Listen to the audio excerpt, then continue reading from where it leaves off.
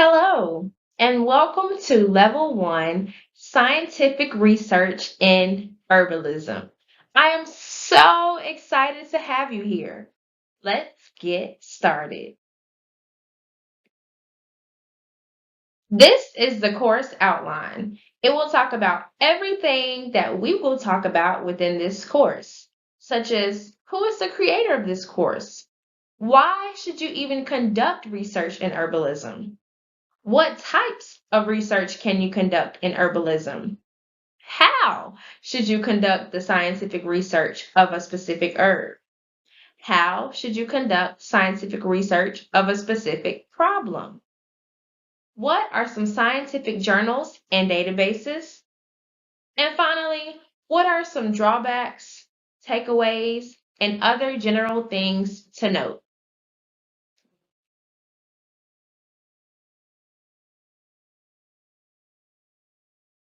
Is the creator of this course? That would be me, Kelly Delgado, owner of Cato Natural Solutions. I combine herbalism, science, and spirituality in my business. I create herbal teas, tinctures, soaps, and body oils that build upon the foundations of traditional herbalism mixed with modern medicine and modern science. I believe that everyone should adopt a trifecta approach to healing, and without it, you will always be missing one piece of the puzzle. This has played a part in my life specifically because of my own health history. Growing up, I dealt with super severe anxiety, super painful cycles every month, and painful migraines. So, to sum it up, I was in a lot of pain consistently, almost around the clock. So, I went to school and I got my degree in health science. And as a result, I combined that from my knowledge in traditional herbalism and my own spiritual practices. And I formed Cato Natural Solutions, where I was able to create products for my anxiety, for my migraines, and for my painful cycles. So now I've gone from being in pain consistently to living a pain free life. And this is because I was able to find my triggers for these issues and to know how to prevent them or stop them in their tracks if they develop soon. Additionally, my son, when he was 7 months old, developed super severe head to toe eczema. He would scratch all the time unless he was asleep, and as soon as he woke up, he started his scratching again. He had food allergies and environmental allergies. I took him to a doctor, to his pediatrician, to his allergist, and to a dermatologist. And they told me to give him the steroid cream, Zyrtec, and Benadryl for his allergies, and that would be his life. But for me, as the health scientist, as the herbalist, and as a super passionate mom who refused to let her son struggle and think about and I thought about his future and how I didn't want him to struggle in the future. I spent about a year of research and I created the Advanced Eczema Support Bundle. As a result, I was able to heal his eczema, and I've been able to help others with healing their eczema also. It's been 2 years. My son is still eczema free. He is still allergy free, and I have an allergy healing course coming soon. Let's learn about these statistics. It's important to know these statistics because it can help get your brain thinking about why someone would even need or want to do research in herbalism. It starts by saying the health and wellness market is estimated at $206 billion. And if you look on the right, you can see the percentage of adults in the United States who use certain types of alternative medicines to treat health problems in 2021. So we see people, there were about 45% who said that they did not use any type of alternative medicine. 24% said they use herbal medicines such as teas and supplements. 18% said essential oils. Then we have chiropractic medicine, yoga, acupuncture, and all the way down to crystal healing and Reiki. We're going to stay right in that herbal medicine and supplement and tea area and go a little bit into the essential oils. That's going to be the basis of the research that we conduct. We're going to stick to more of a physical realm of healing and research. Some people, such as myself, chose to go into this research area because of the fact that doctors either didn't hear me, they didn't hear me fully, or they didn't fully understand the issue that I was going through, which it's no fault to them. I was the one who had to deal with the pains all the time. I was the one who witnessed my son and his struggle with his eczema every day and him being so uncomfortable, and the fact that it just hurt my heart to the core. I was the one that had to see those things. So I don't fault those doctors. They are just teaching what they know. I just knew that I had to go another route based on what I knew.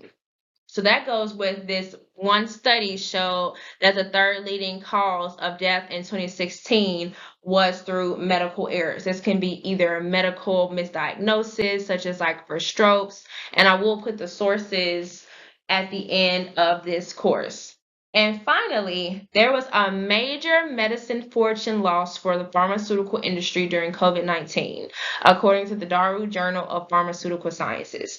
And what happened is before people knew that it was like COVID and they were just sick and having all these symptoms and respiratory issues and unsure why, they did go towards herbal supplements that were just geared towards these general symptoms. Because for doctors and the pharmaceutical industry, they need to know a specific diagnosis in order to know the medication to treat it. And a lot of doctors did not have the diagnosis of COVID-19 in the beginning, like maybe during the shutdown and things like that. And then they still had to spend time developing vaccines. But in the meantime, people were still getting COVID. People were still dying of COVID. People were still being hospitalized due to COVID. So they started to research and came across natural herbs for cough and congestion and respiratory illnesses. Now, this does not mean that it was necessarily effective,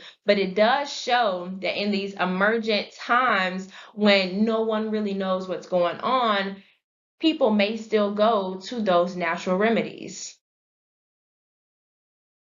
Now, let's take those statistics that we just gathered and go into our introduction. Imagine year 2024. Everybody starts feeling ill again. People are like throwing up. They're not sure if it's something that's viral. They're not sure if it's something bacterial. What would you do? Now, the answer to this question may depend on where you are in your herbalism journey. If you are an advanced herbalist, you may already have a materia medica of herbs that help stop vomiting or general immune supporting herbs. Or you may be at the beginning of your herbalism journey. You may not have taken any courses. This may be your first course in herbalism. Either way, would you know how to start the research to get you the answers that you need? That's where scientific research comes into play in herbalism. So, first, why should we conduct research in herbalism? I think it's important to conduct research in herbalism to make sure that you're up to date on the discoveries that are made. For example, if I was to go back and research hawthorn berries for hypertension in the early 1900s, or when computers started coming out, 1990s and early 2000s, you may not see research on hawthorn berries for hypertension. But if you fast forward to 2021, you may see a plethora of articles and research that talks about how hawthorn berries can help lower blood pressure. It's important that just like people who are doctors or people who are teachers, people who have any type of certification, continue to get education. Learning is lifelong. You'll never know everything that you can learn. And humans, we don't use the 100% capacity of our brain anyways. So there's always more information that we could and should be learning. In addition, you can learn about alternatives that have been studied for certain issues. Let's talk about eczema. I was able to research eczema and come to the conclusion on how to make the advanced eczema support bundle. I learned that although eczema is a skin issue, it is started internally and reflected on the outside. Our skin is our largest organ, and it can definitely be a symptom of underlying issues that are going on within our bodies. So, through research, I learned about the connection between an overgrowth of bad bacteria and eczema, hard water and eczema, and also long term antibiotic usage and the development of eczema because of, once again, the imbalanced gut bacteria within the body. I was also able to learn about specific probiotic strains that are helpful for issues like recurring ear infections, allergies, ADHD, and mental health issues such as anxiety. All of this was due to research. And finally, research can also confirm the information that you may have previously learned, like if you're an herbalist already, to refute any claims that the remedy is pseudoscience, which means not rooted in any type of scientific basis. There are a lot of people that think that herbalism is just pseudoscience, quackery, not true, when there are a lot of herbs and natural remedies and supplements that have been studied for particular issues. I think it's important for people to always have alternative options. It's one thing for you to be presented with all of the options and you're able to make a choice and have informed consent. And it's another option for you to just be told, this is your only option and that's it, and you think that that's actually your only option because it's coming from someone that you are supposed to trust. But that person should also be conducting additional research at any given moment every time someone comes to them with an issue.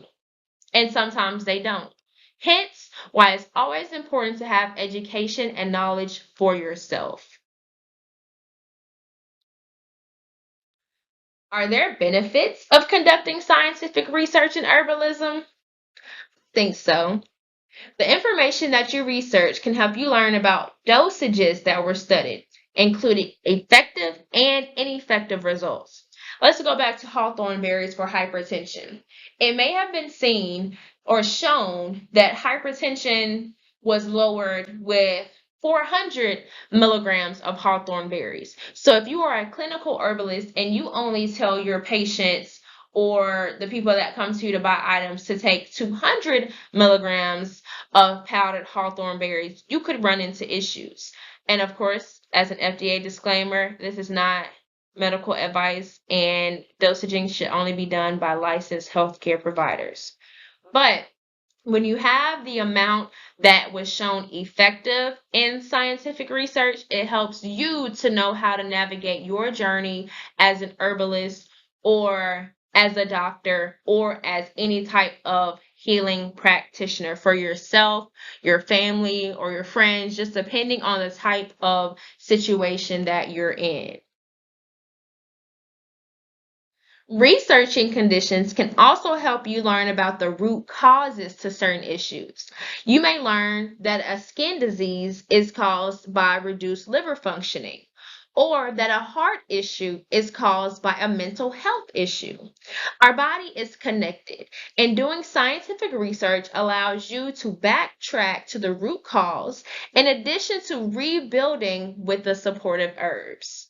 This can also be beneficial because if a certain issue is connected to lower vitamin D, such as eczema, it's been studied, can be made worse in people with lowered vitamin A, vitamin D, vitamin E, and zinc.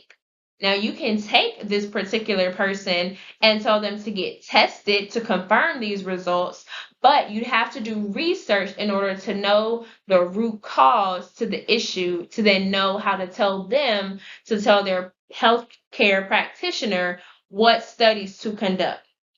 Because for the most part, people don't walk into a doctor's office and say, hey, can you give me all of the tests possible just so I can figure it out? it's better for you to at least have a route to go to help your practitioner, because although they have gone to school and they've studied for ample amount of years, that does not mean that they are perfect, and it does not mean that you do not have a right to research and advocate for yourself. You should always research, you should always advocate for yourself, and you should always see your doctor as someone that you can trust and work with. And if those do not apply, you should find another doctor that can work with you. Finally, if you are interested in researching for yourself or someone close to you, you can use the scientific research to take it to your doctor. Your doctor may be open, closed, as I previously stated, or neutral to the idea of herbalism. If you provide them with the research, they can complete additional research to help you with your condition.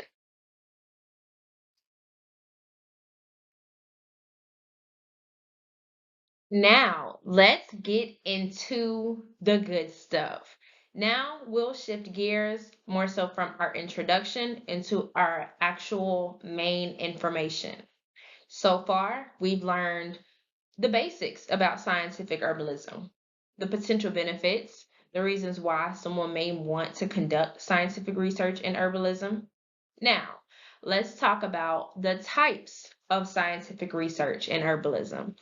Although this says the types of scientific research in herbalism, this is really just the types of scientific research in general. We are going to touch on the very basics of scientific research within this course because this is level one.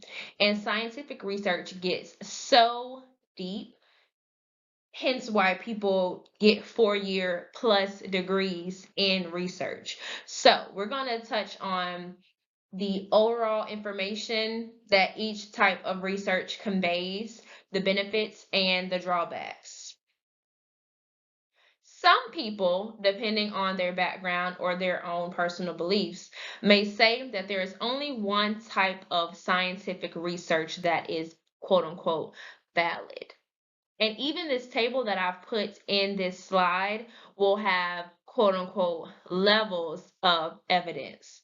However, technically, there is not one type of scientific research that is widely, whether nationally or internationally, accepted as the number one type of research. And that is because each type of scientific research has its pro, it has its con, it has its best usage area and its worst usage area, depending on the goal of the study and the purpose of the research. And you'll understand a little bit more of what I mean as I go through each type of study.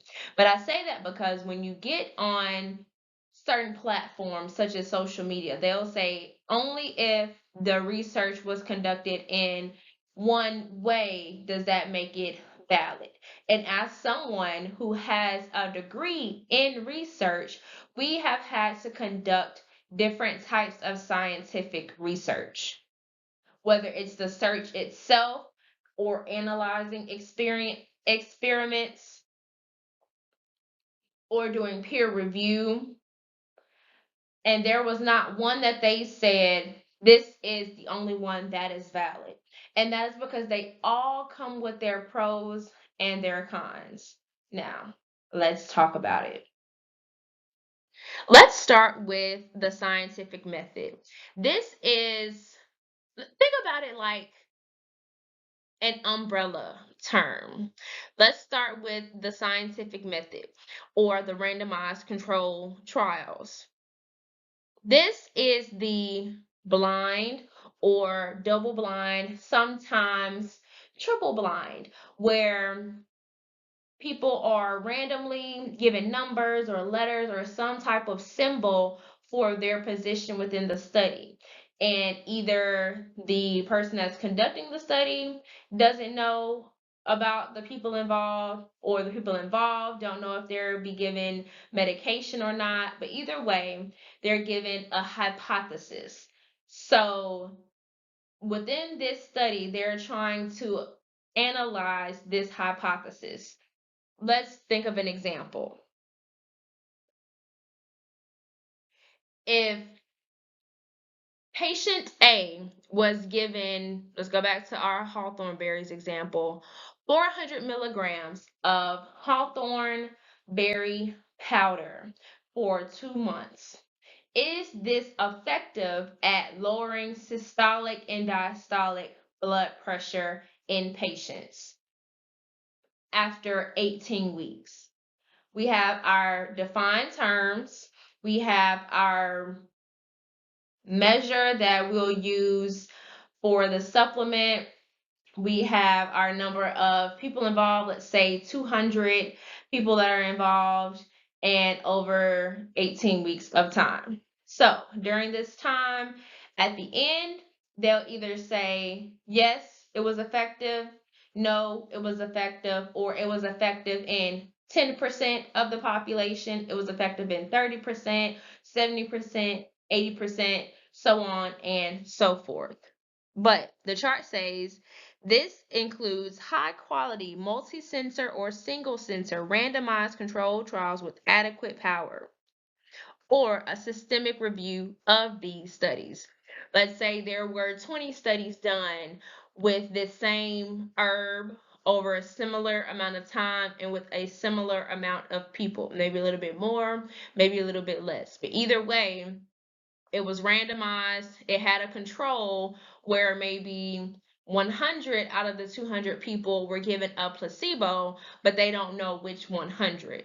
And that way they'll be able to measure, like, okay, well, if 15% of the people who took the placebo, their blood pressure was lower, but only 16% of the people who took hawthorn berries blood pressure was lowered, then you may think that it's not as effective or not more effective than a placebo, which means just doing nothing may also yield this person the same results, which means that not necessarily the hawthorn berry is giving them these results. And this is beneficial for people who are taking herbs, for people who are taking medication, for people who want to try out a new medication and want to know, like, what is the effectiveness rate, or when you see a commercial like such and such was proven to be effective in 70% of the people studied, then that way you'll know that, like, okay, well, it has a decent amount of people who were able to see good results while taking this same medication. And that may either prompt you to take it, or if you see a study where only 10% of the people saw favorable results, you may not want to take it because of the fact that the studies haven't shown a high level efficacy rate.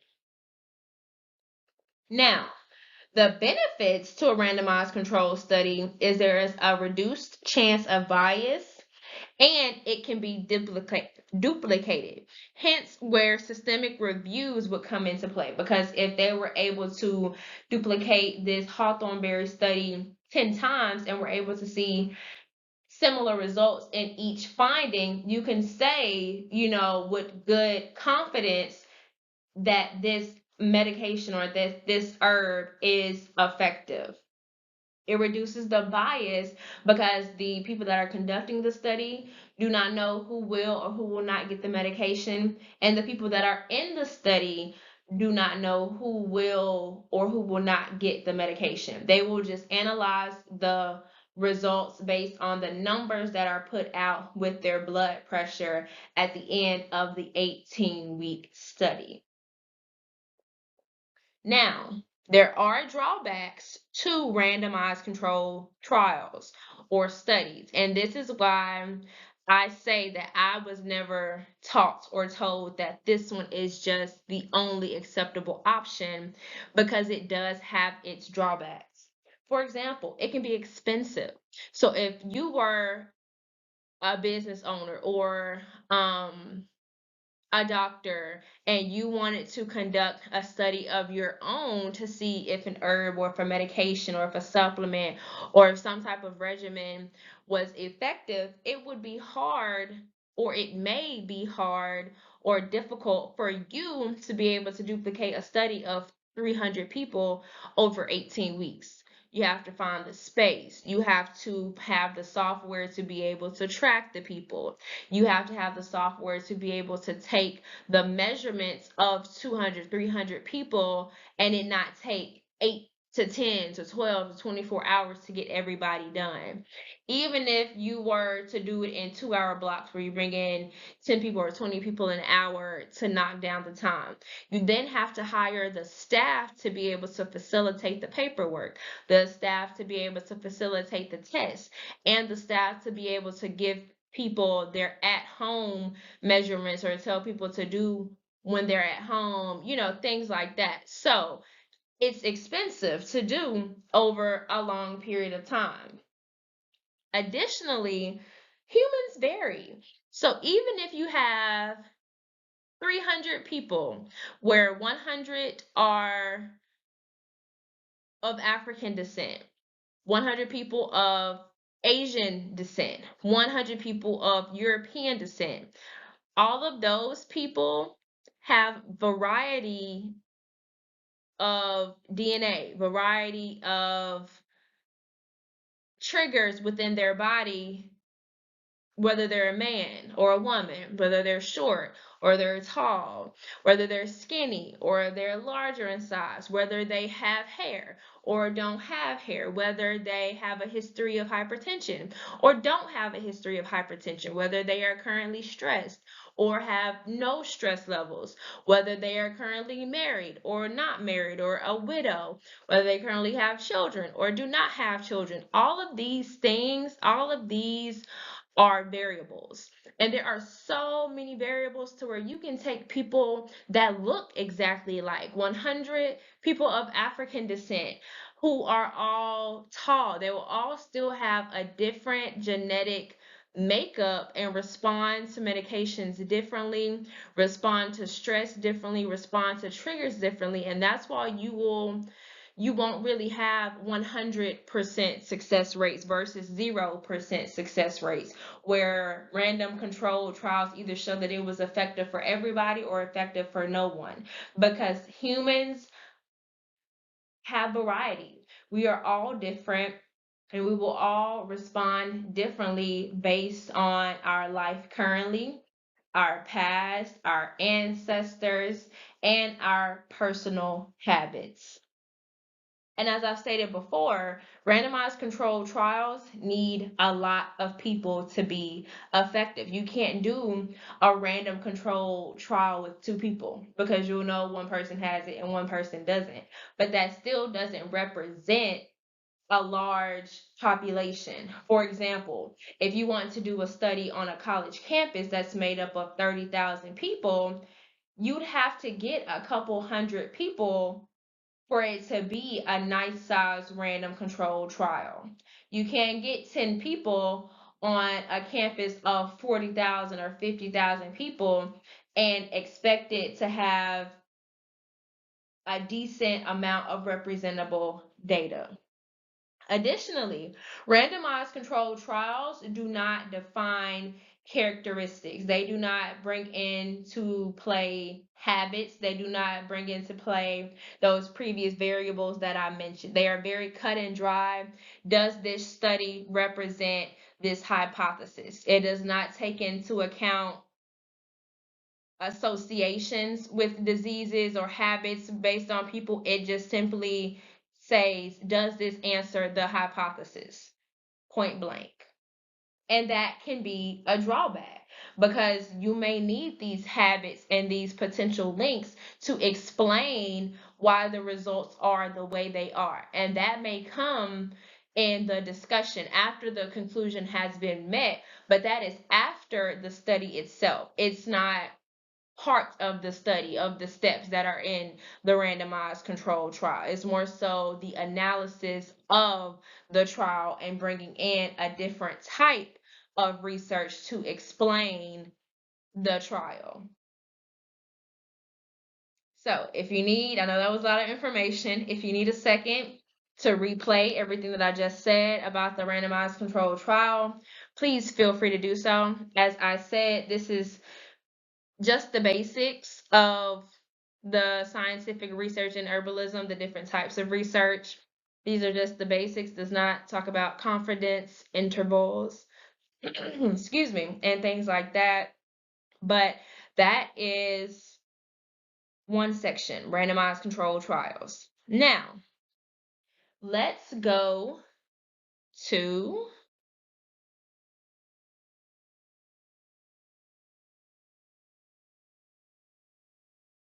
now let's talk about observational studies. These include both cohorts and case studies. Now, if you'll look on the chart, we have analytic studies.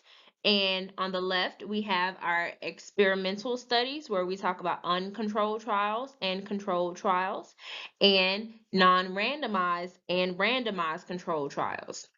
On the other side, that's where we have our observations that are made without any interference or intervention.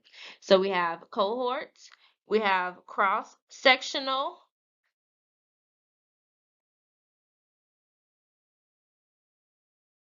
sorry, I tried to zoom in, and case control studies. Cohort studies evaluate associations such as risk factors for potential disease. They help to evaluate the hypothesis and define conditions that can be used in randomized controlled trials.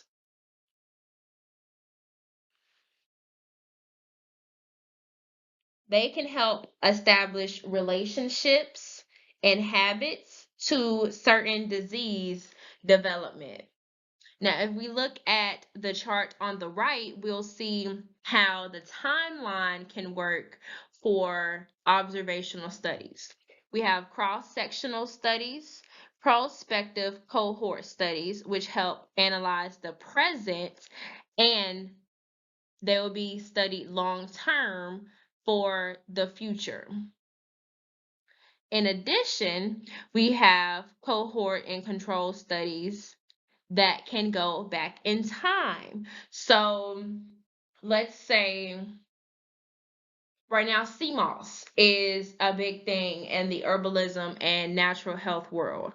We can look in 50 years, 60 years maybe, or even 20 years and see how sea moss affects people in 20 years. Or in 20 years, we can see how people who have taken sea moss for the last 10 years or 20 years, any benefits or negative aspects that it has had on their life. And a case control study would be, or a case study would analyze one person over time, and a cohort would be a group. So that applies to both the retrospective cohort and the prospective cohort. Both of those would be studies of groups of people. So a cohort includes a group of people with defined terms. So it could be men in their 50s who smoke more than 3 packs of cigarettes a day.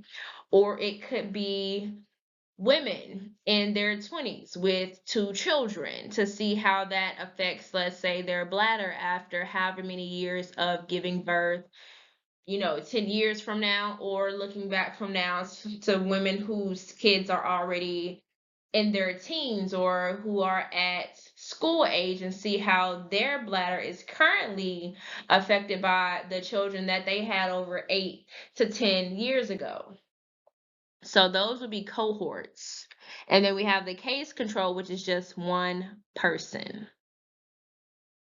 Now, I gave the benefits to these observational studies, which is that you can evaluate associations, you can use the data that you get from cohort and case studies to form a hypothesis to be tested in a randomized controlled trial. And this is another reason why one specific type of study is not above another, because they can work together to accomplish a goal, which is really to learn something new. It's not to see like, oh, well, does cohort provide better results than randomized controlled trials? It's more so to say, can we get these risk factors and associations and put them to the test in a hypothesis, which it can be actually tested.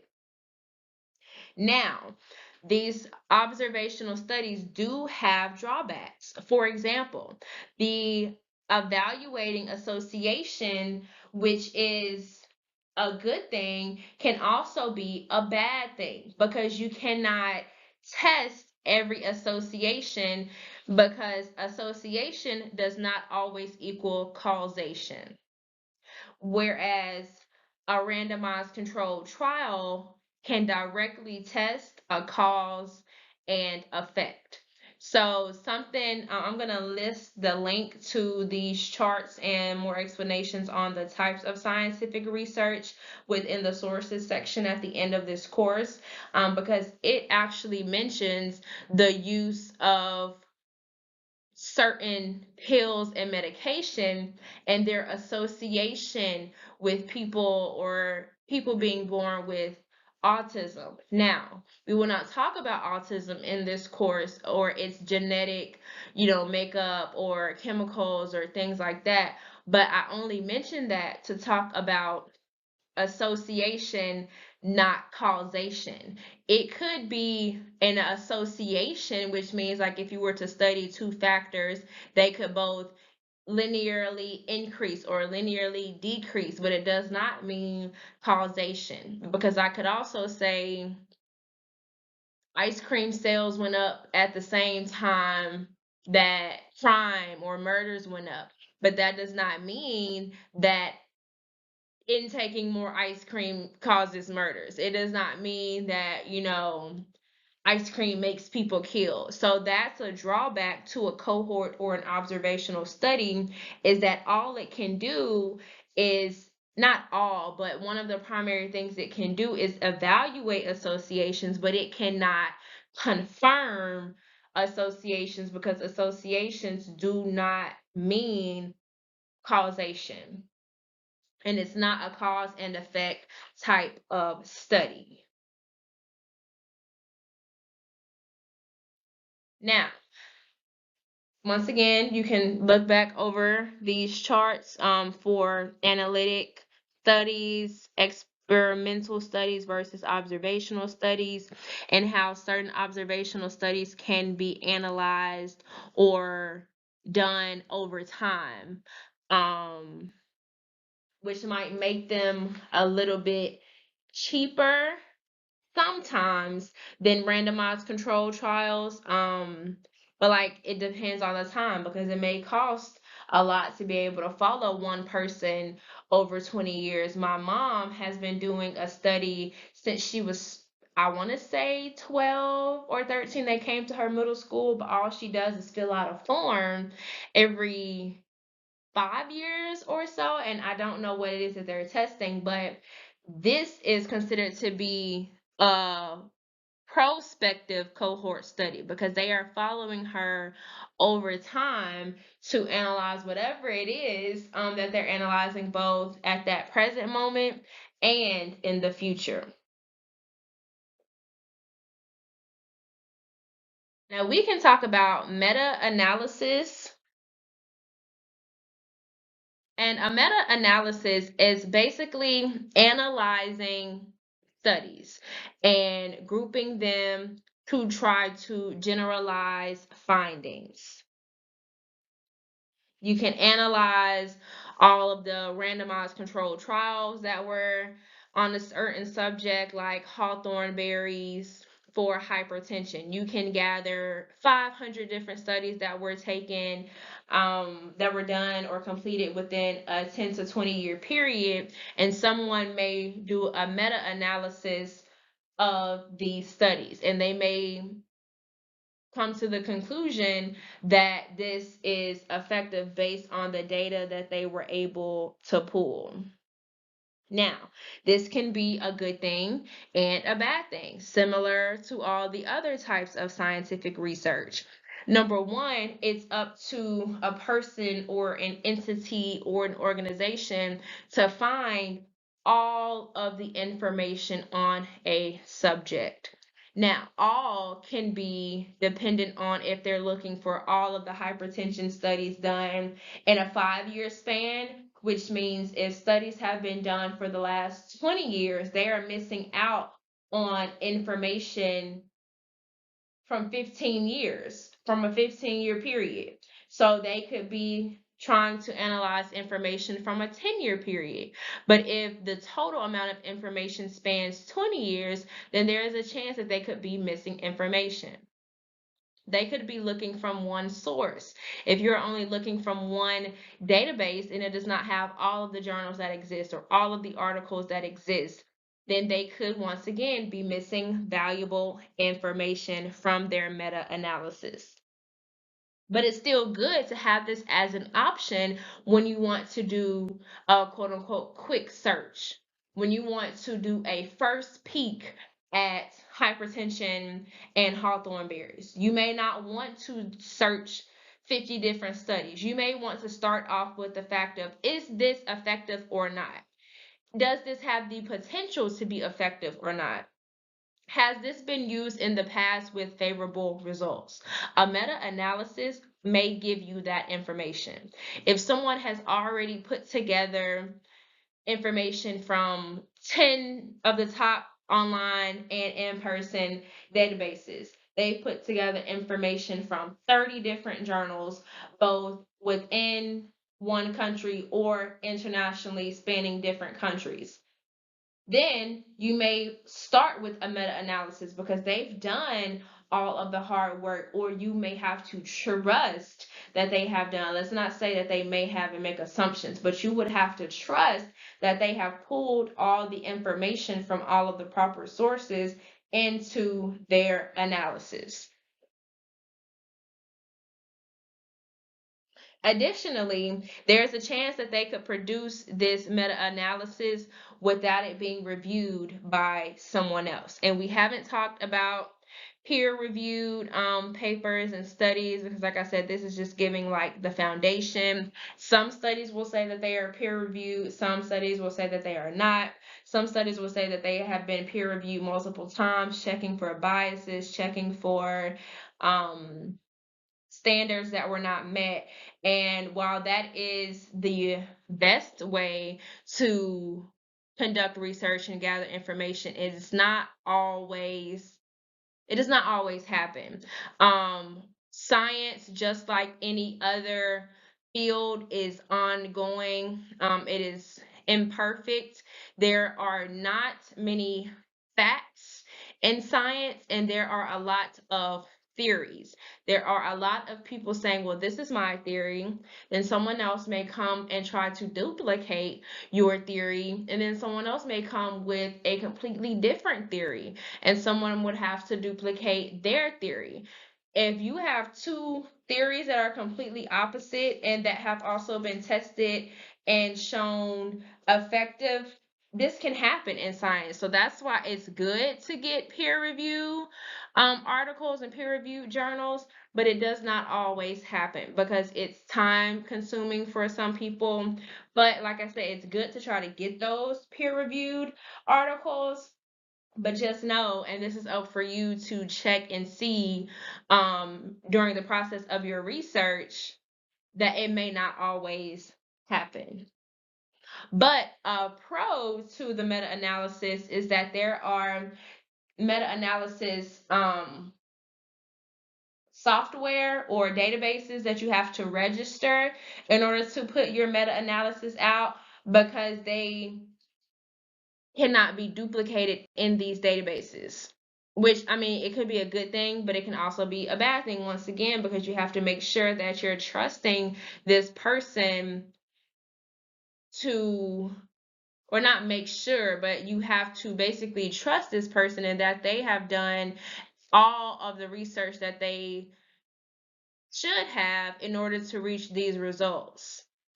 And it's not always the case, but they do have to register before they complete their meta-analysis to make sure that they are not duplicating an analysis, unless you're doing an analysis of other meta-analysis that have been done.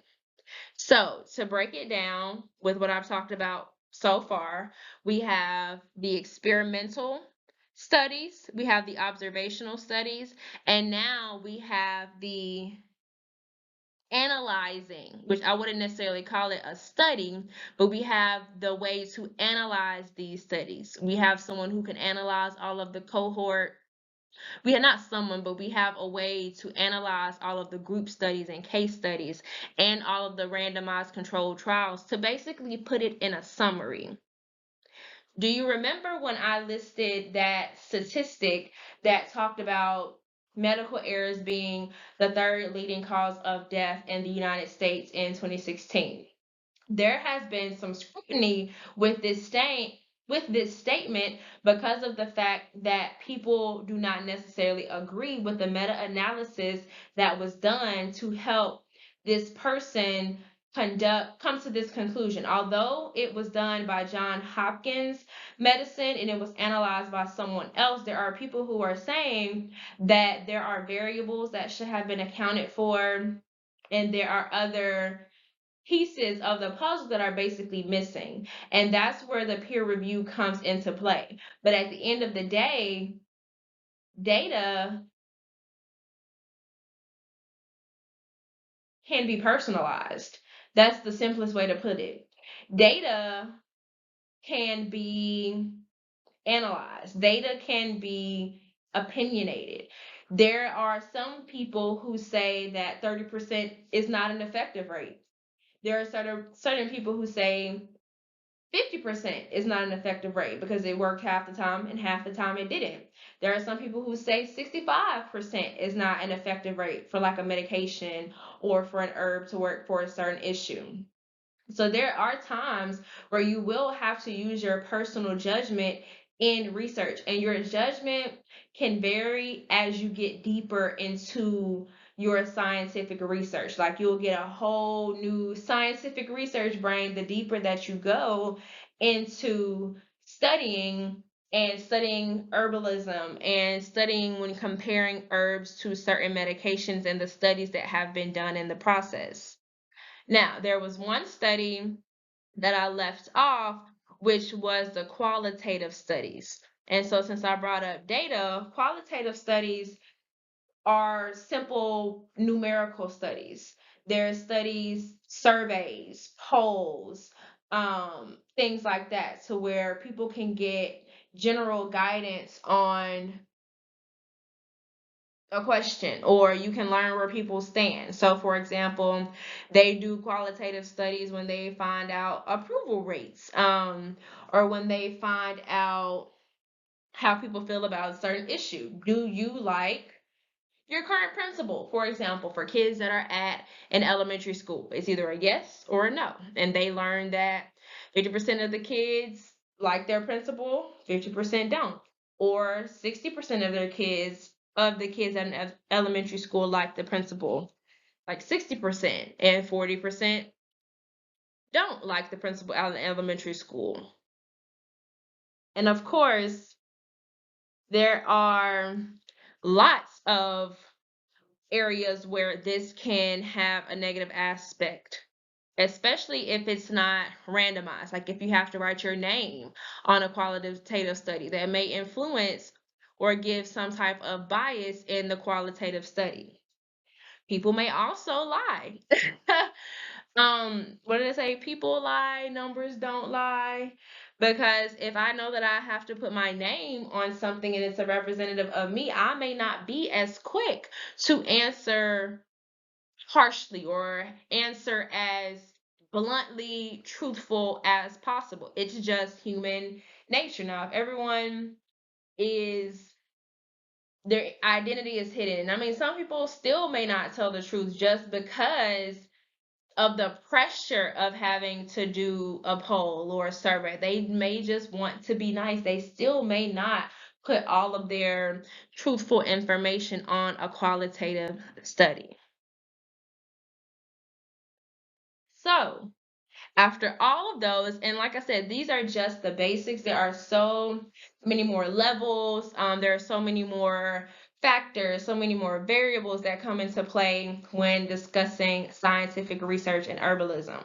But I at least wanted to give you the foundation to the different types of research, so that way when you are conducting research, you can see how they came to the conclusion that they did, what bias might exist, the benefits and drawbacks of this study. So if you wanted to research hypertension and hawthorn berries, you may want to start with one randomized controlled trial, one cohort study, one case study, and then one meta-analysis. Or you may want to do the reverse. You may want to start with just a very basic hawthorn berries for hypertension and click on a meta-analysis, and where they'll break it down, these many randomized control trials, these many cohort studies, this many case studies, and then you can start from the top and then branch down from there.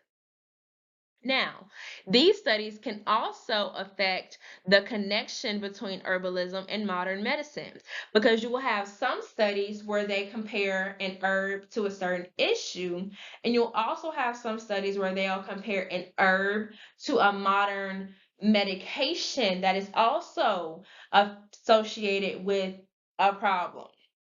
So, for hypertension, you may compare a beta blocker or diuretic medication to hawthorn berries to see the effectiveness rate. So, they may have similar effectiveness rates. The medication may be more effective than the hawthorn berries, or the hawthorn berries may be more effective than the medication. And you can use this to make different decisions in your own life. So, if you or a person who has been taking a beta blocker for hypertension and you've had some undesirable side effects and you're thinking, okay, well, are there other options for me?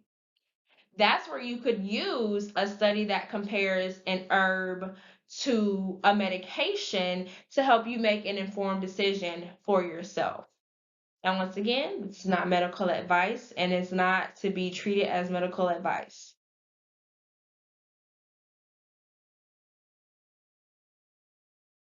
Now, let's look at the primary differences between a meta-analysis and a randomly controlled trial. I want you basically to pay attention to the difference in the language. That way, it may be easier for you to spot the difference in if a study is an analysis versus the actual trial itself. Now let's look on the left side, starting with the title, Promising Hypotensive Effect of Hawthorn Extract, a randomized double-blind pilot study of mild essential hypertension. So we can pay attention to randomized double-blind pilot study. So randomized double-blind already lets you know that it's going to be an experimental study. But we see the word pilot, which means that it's still in the beginning phases or the launching phases or the experimental phases. It's not a full, completed, and complex follow through trial. It's a pilot, means like an initial launch, an initial sighting, just so they can kind of scope the scene basically and analyze the benefits and or effectiveness of hawthorn berries for hypertension. And also pay attention to the form of hawthorn that they are using, because this is going to make a difference when it's time for you to analyze the benefits of an herb for a particular issue. You want to make sure that you pay attention to the format of the herb that they are using, the extraction method, if any at all, they are using. So you should be able to note if they are using aqueous extract, which means water, an alcohol-based extract, which is a tincture, or capsules or powders, loose powders by itself. So here we see they are using an extract, which is basically the liquid, but you can see that they did compare it with the placebo. You can see the time that they used to measure and the overall results.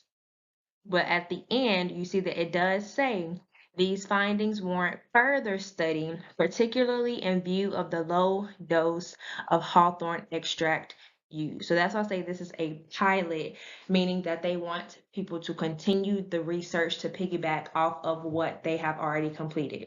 But that is the language that you will see in a double blind study. Words like placebo. You see, they took it at rest and after exercise and after stress. You see, the amount is 500 milligrams of hawthorn extract, and they have the placebo. And they did the blood pressure measurements, and they had a baseline to compare it to. So all of those you should be able to write down, and the notes as far as like the dosage that was used, the time that was spent, the different aspects of the study, like I said, such as the rest and after exercise components of the study.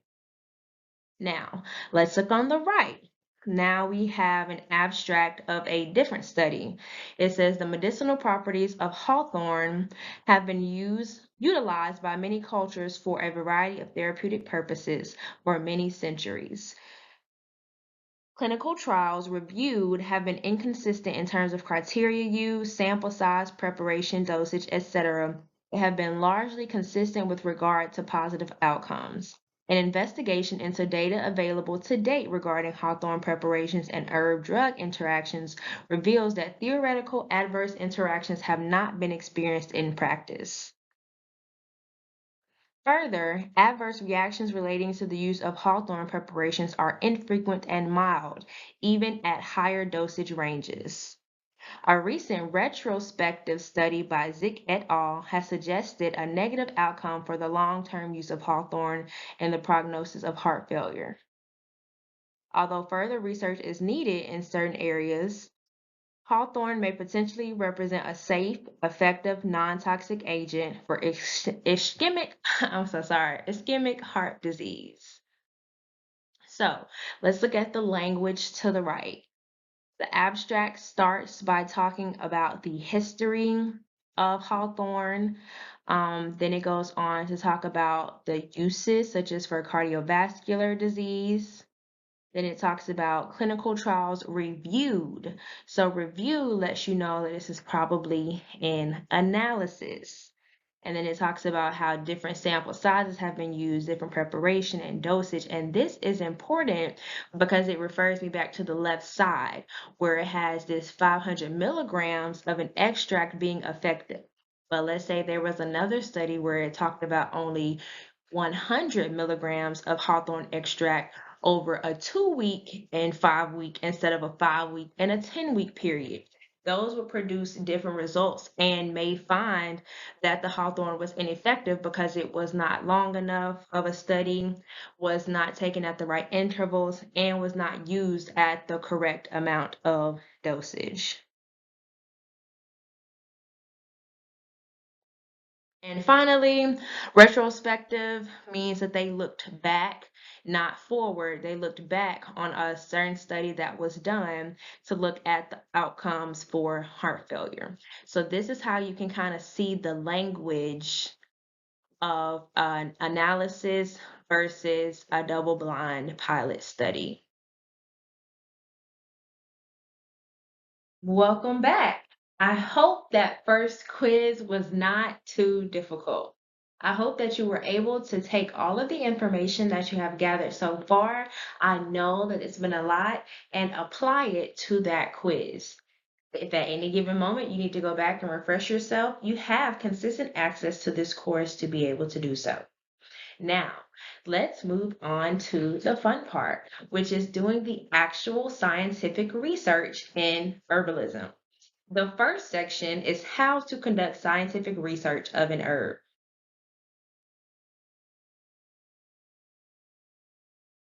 Now, contrary to popular belief, it is possible to conduct high quality scientific research through search engines. A lot of people say, oh, all you did was a Google search. You did not do scientific research. Now, while that is partially true, if you apply the correct parameters, you can conduct scientific research in herbalism.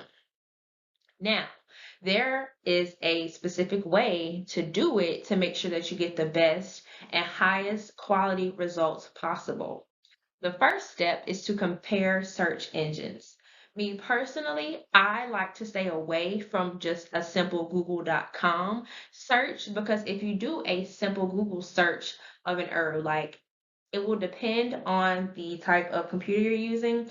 But when I typed in benefits of nettle leaf studies, I saw a lot of paid products, a lot of advertisements, a lot of online forums, and a lot of pages who could pay to get their results to be higher on a platform like Google.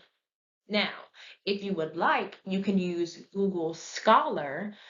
I like to use DuckDuckGo and Google Scholar as my primary point of entry to start my scientific search. Now, if I do use regular google.com, I do know to skip past the online forums and the paid product tab on top of Google and the advertisements and the general health websites. And I wait until I see a .gov website or a journal or a database that pops up and I go from there. So I partially mentioned it already, but when I do scientific research of an individual herb, I like to keep it simple, such as benefits of insert the herb, studies, or studied benefits of and the herb. Now, you can put this in a variety of different ways, but as long as you're putting benefits or pros or ways to use or some type of positive connotation to a specific herb. I mean, you can also use negative connotations if that's what you are looking up, like downsides to using nettle leaf, such as the fact that not nettle leaf can interfere with blood clotting, which means that if there's a person that is on warfarin, they would have to be mindful when using nettle leaf. So having those studies present also could help you know the dosage that they should stay below to keep themselves or yourself healthy. Once again, not as a medical practitioner nor medical advice.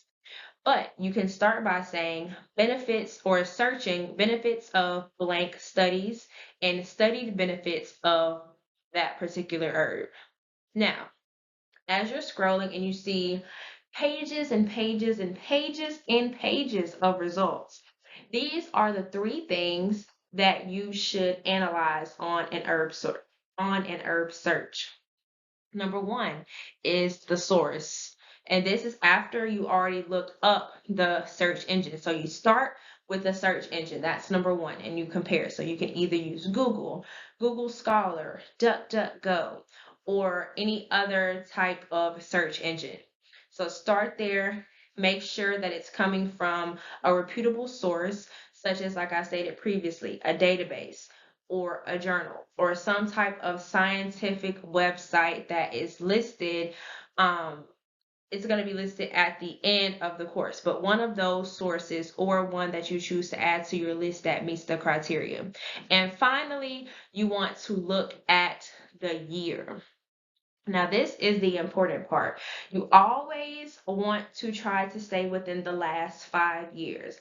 And this is because herbalism and science and studies and the funding that people have to conduct studies, it changes. So you want to make sure you're getting the most up-to-date research. Now, If you want to just compare the research that was conducted in the past to the research that's conducted currently, you can do that. Or if you're looking up a meta-analysis that includes studies conducted over the last 5, 10, 20 years, you can also do that as well. And when you get to the study, this is how you can initially do your research. And this is the part where it becomes tricky. It says initially skim the study, initially figure out what kind of study is being done.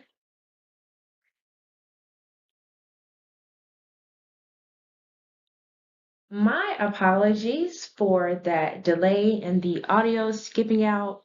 Let's start back where we were. So, as I stated previously, you can compare search engines and choose to start your research with a simple search of benefits of nettle leaf studies, benefits of yellow dock root studies, herb drug interaction of nettle leaf studies, and start by skipping past all of the advertisements, skipping past all of the online forums, and go to the .gov sources and the journals and the articles and the databases that pop up. And the database list will be in an upcoming slide. And as I stated previously, you will want to start by skimming the study.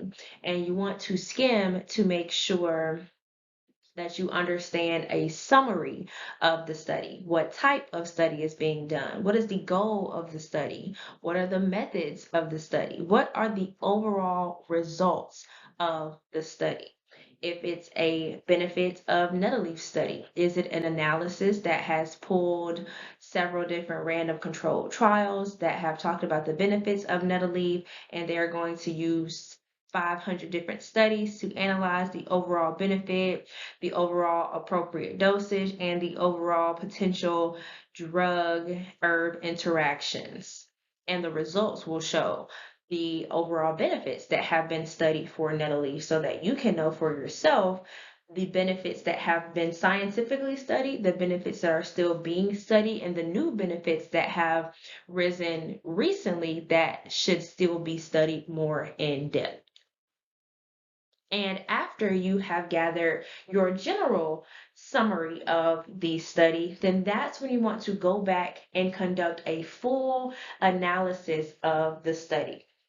And the reason I personally do this is because scientific studies can be very long, very detailed, very complicated, especially when you start bringing in materials such as charts and graphs. So you'll want to go back and look at the background. What brought this study up? Were there people who were using this herb and having negative side effects? Is this an herb that's just becoming more popular in general? Is this an herb that is generally regarded as safe? Is this an herb that's generally regarded as toxic, but still has its potential benefits? These are things that you need to know. For example, lobelia is an herb that is super strong and can easily become toxic. So when you look at studies of lobelia, it will be important to know at what dosage or what milligram or what extract people are having benefits versus adverse reactions, because they are possible in herbalism because of the fact that herbs do have benefits. They are strong. They can also have adverse reactions, and those adverse reactions are important to note. It's also important to note any charts and graphs that are in the studies. These will be important to help you analyze the benefit of the studies. For example, oil of oregano has been studied for yeast infections and UTIs, and black seed oil has been studied for certain types of cancers. And you'll actually be able to see on certain studies where they placed the black seed oil onto an assay or onto some type of petri dish and allowed it to unalive those cancer cells. So if you have that evidence where you can see where it has denatured or activated certain items within the body, whether good or bad, that would be important to know. Additionally, it would be important to know if there are any conflicts of interest within the study. Is this the study of a particular medication that was run by the owners of this medication? Was it a study of a supplement brand where the owners of the supplement ran their own studies or paid for their own studies and there is a potential for bias? And finally, you want to check for the peer review status. Is this a study that is relatively new to being published? Has this study already gone under peer review status from one person, one entity, more than one entity?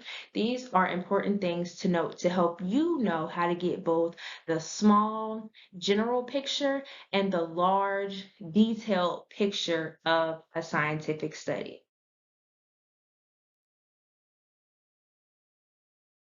So, we've learned about how to conduct a basic scientific study of a specific herb. Now, let's look at that criteria a little bit further. So, this is PubMed within the National Institute of Health and the National Library of Medicine. So, I typed in yellow dock root studies in the actual engine itself on PubMed.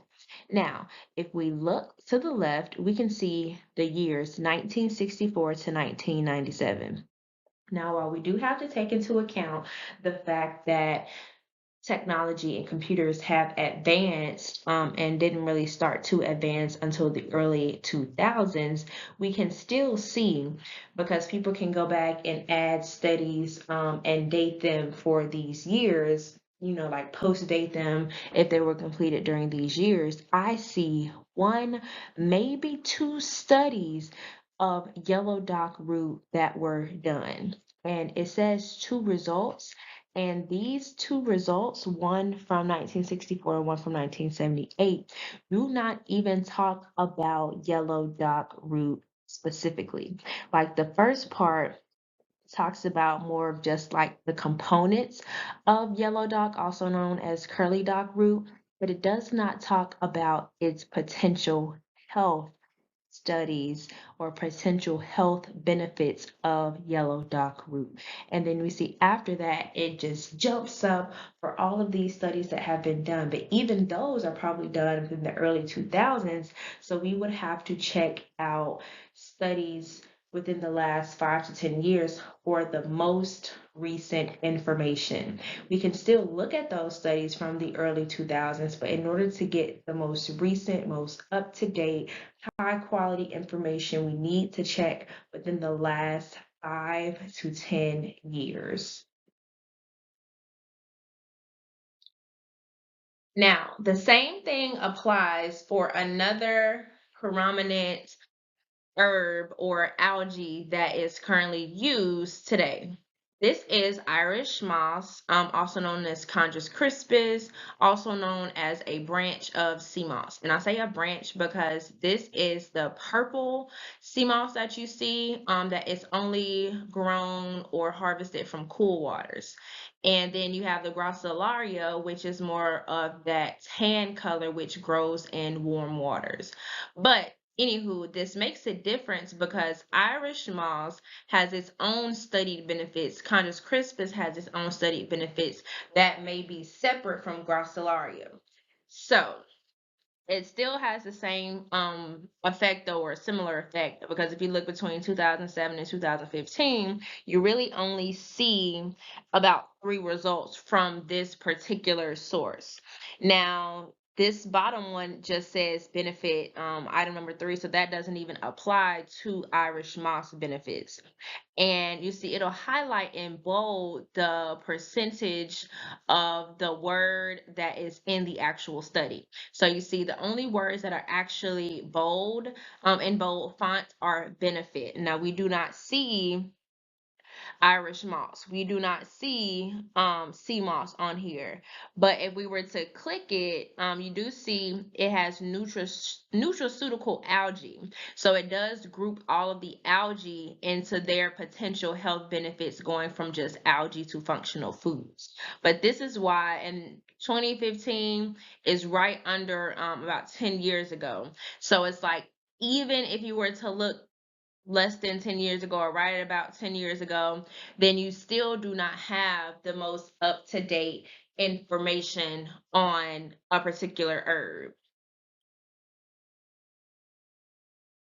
So I actually wanted to pull up a real example of the process that goes into doing a basic search of an herb, a basic scientific search. I think previously in a few slides back, I stated searching, doing a study. I meant to definitely say doing a search of a study that has already been completed, because we are not doing the studies ourselves, but we are definitely searching for the most relevant and up-to-date information on an herb. So we're gonna, I typed in oil of oregano benefit studies into DuckDuckGo. And as we see on top, while it does not have the products listed here, it does still have those ads on top.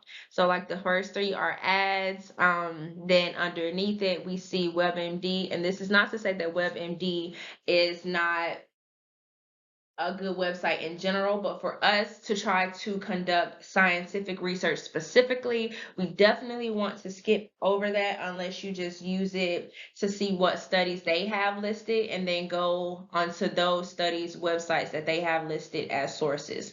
But essentially, we just want to start in the beginning. And I actually did this specifically to show you why you have to pay attention when you're doing the search of an herb. So you see at the top, I searched oil of oregano benefit studies. And the first thing that's popping up on an actual study.gov website is essential oils of oregano. Now, I don't know the background of the person that's watching this right now, but these are not the same. Oil of oregano or an infused oil is completely different from an essential oil. An oil of oregano is where you actually take an oil base like extra virgin olive oil and you simmer the herbs in there and allow it to either do like the double boiler method, or you allow it to sit in some form of heat for a few days, or you sit it up out of the sun for a few weeks, anywhere from 6 to 8 weeks. An essential oil is made through steam distillation or vapor distillation, but it's a distilled version of this item.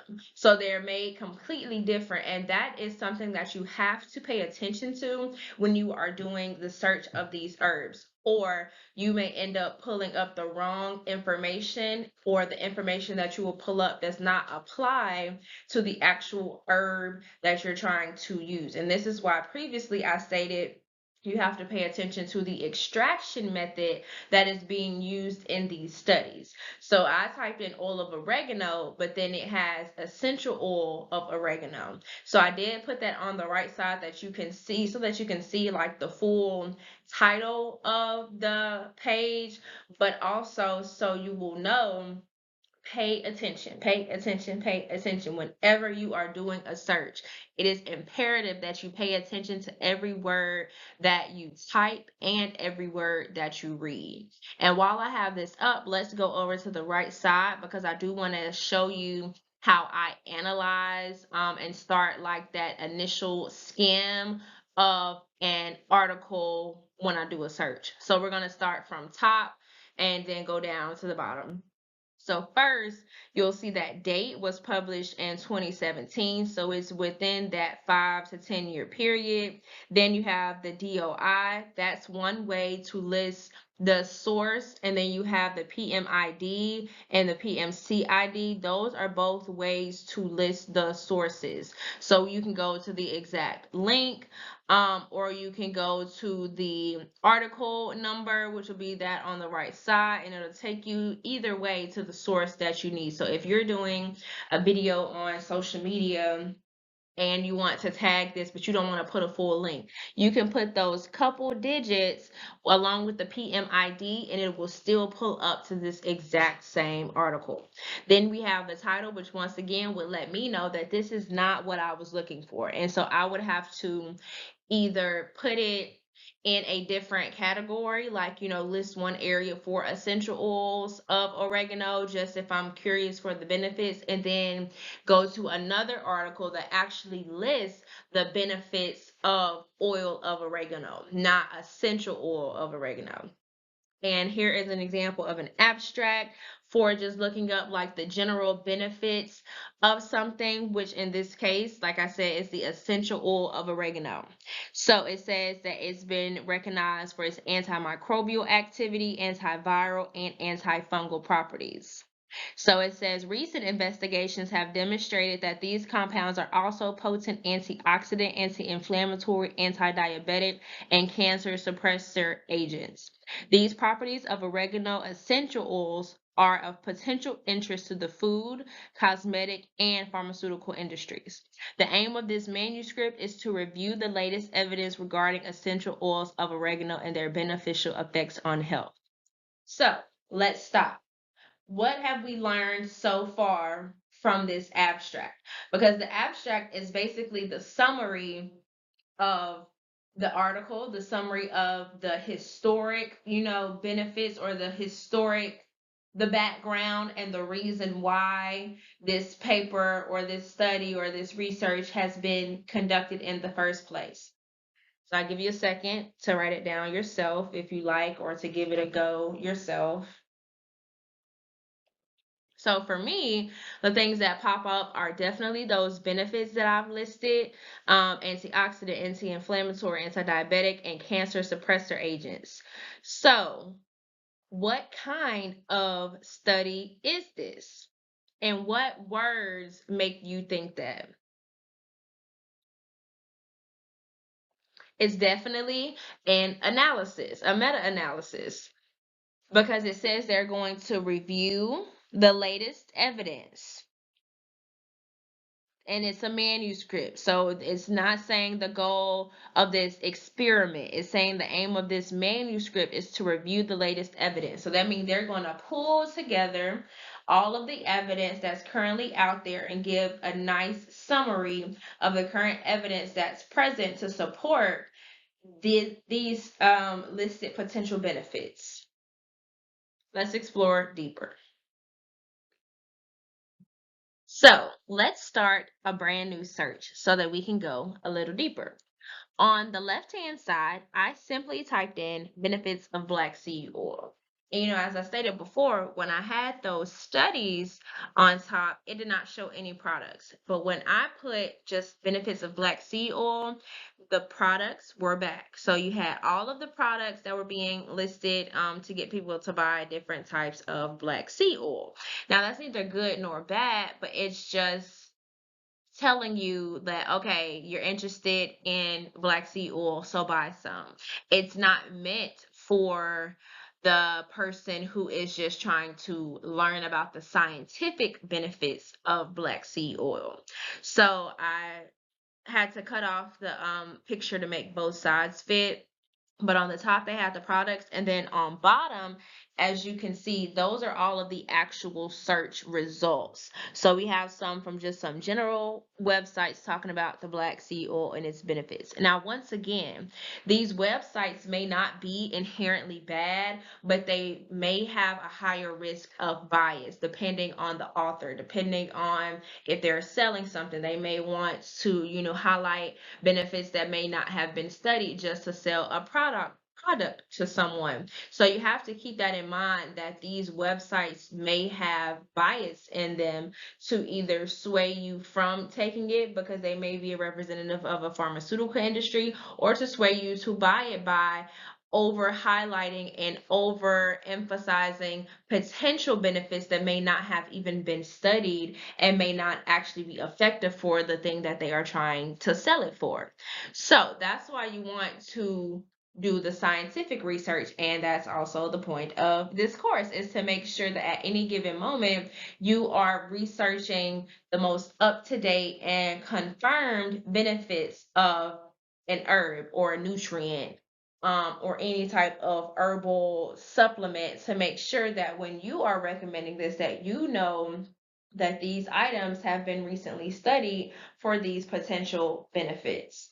Now, on the right, I added studies at the end, and you still have those few options for an ad for like websites, but the very first non paid for link is for an actual study, for an actual review of black seed oil and its scientifically studied benefits. And this is why it's important for you to type something that is relevant and that has studies on the end, to make sure that you are actually pulling up and receiving that scientific information. And this is why I say it's actually possible to get scientific information and helpful information from, Google, or from a general online database, but you have to type the things in correctly to make sure that you're getting the most relevant and the most up to date and the most actual scientific sources that you can find.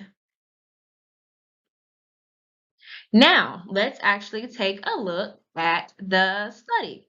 So, if we look on top, we have J Pharmacopuncture, which is a journal. We have the year as 2017, so still within that appropriate date. We have the DOI, which is the Digital Object Identifier. I don't think I stated that in the last study, but that is the Digital Object Identifier. And then we have the PMID, which is the PubMed reference number. And then we have the title, Review on Clinical Trials of Black Seed, Nigella sativa, and its active constituent, thymoquinone. So we have the abstract. Oh, and we have the authors right there, the copyright and licensing information. We also have the abstract, which, is still the first thing that you should look at before you skim the entire article. So we have the abstract, which contains the objectives, the methods, and the results, and what they use to do this review. So the objective, um, is to talk about black seed, and its pharmacological properties. The methods is they're going to use the PubMed, Medline, Scopus, and Web of Science databases to search to identify randomized controlled trials. So this tells you two things.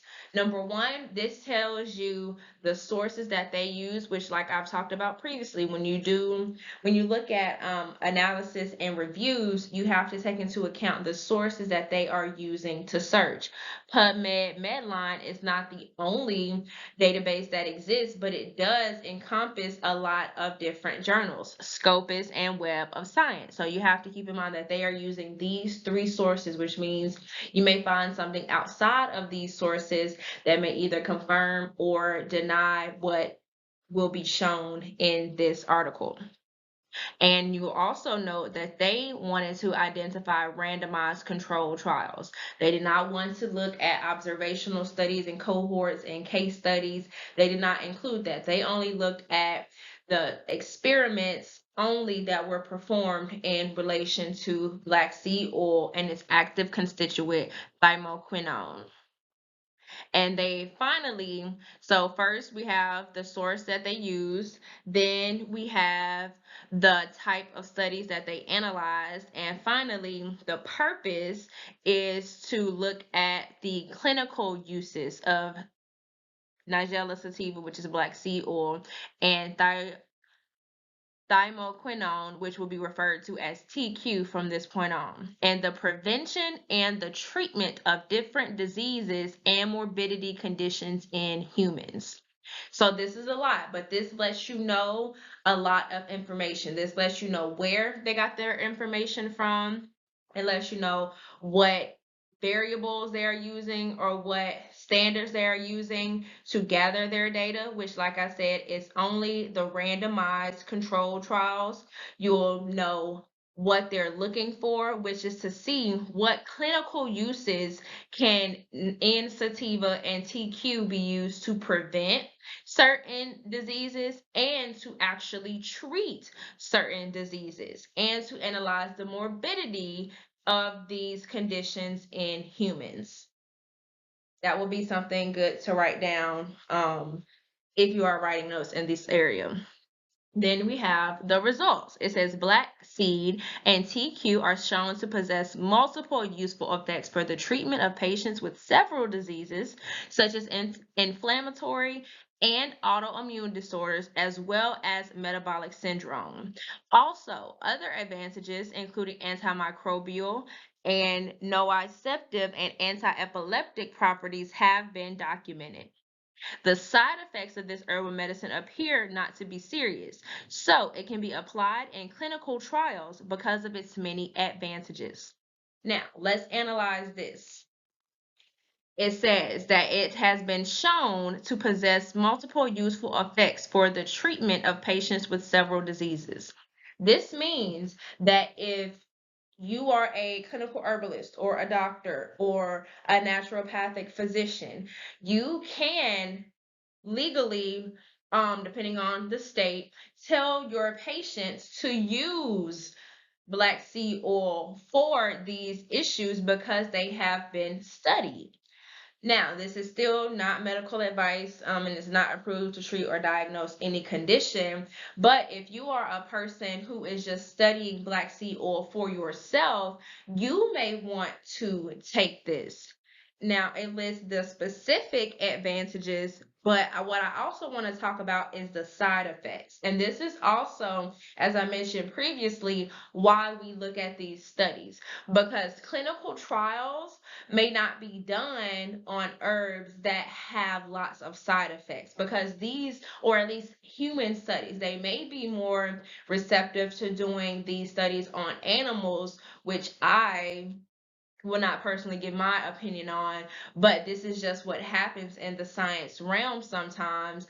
But those animals may still suffer from the issues of these side effects of these medications.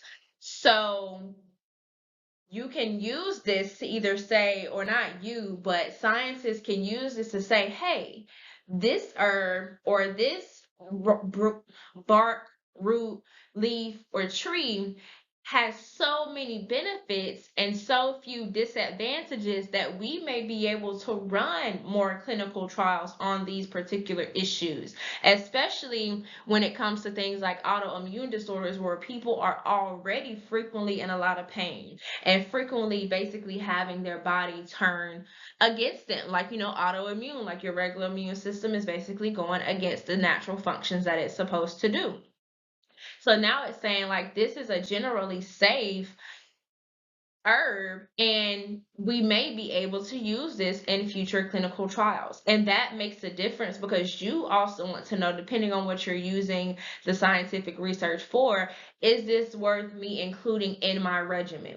So I know for me, I am on TikTok, and you guys can follow me there at Kato Natural Solutions, KATEO Natural Solutions. I have seen a lot of wellness items pop up on TikTok Shop from different brands, both large and small.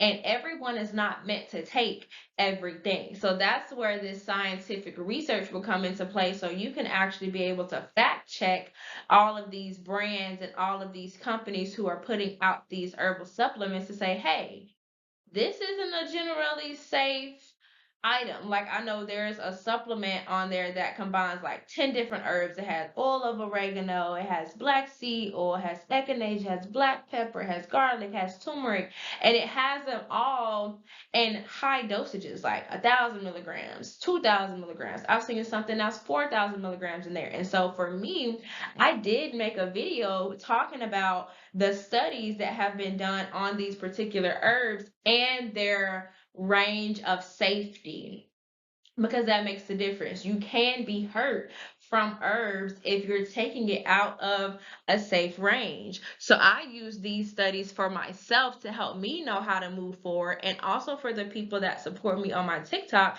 so that I can put out general educational information, not medical advice, but general educational information to say, hey, this is what the studies show.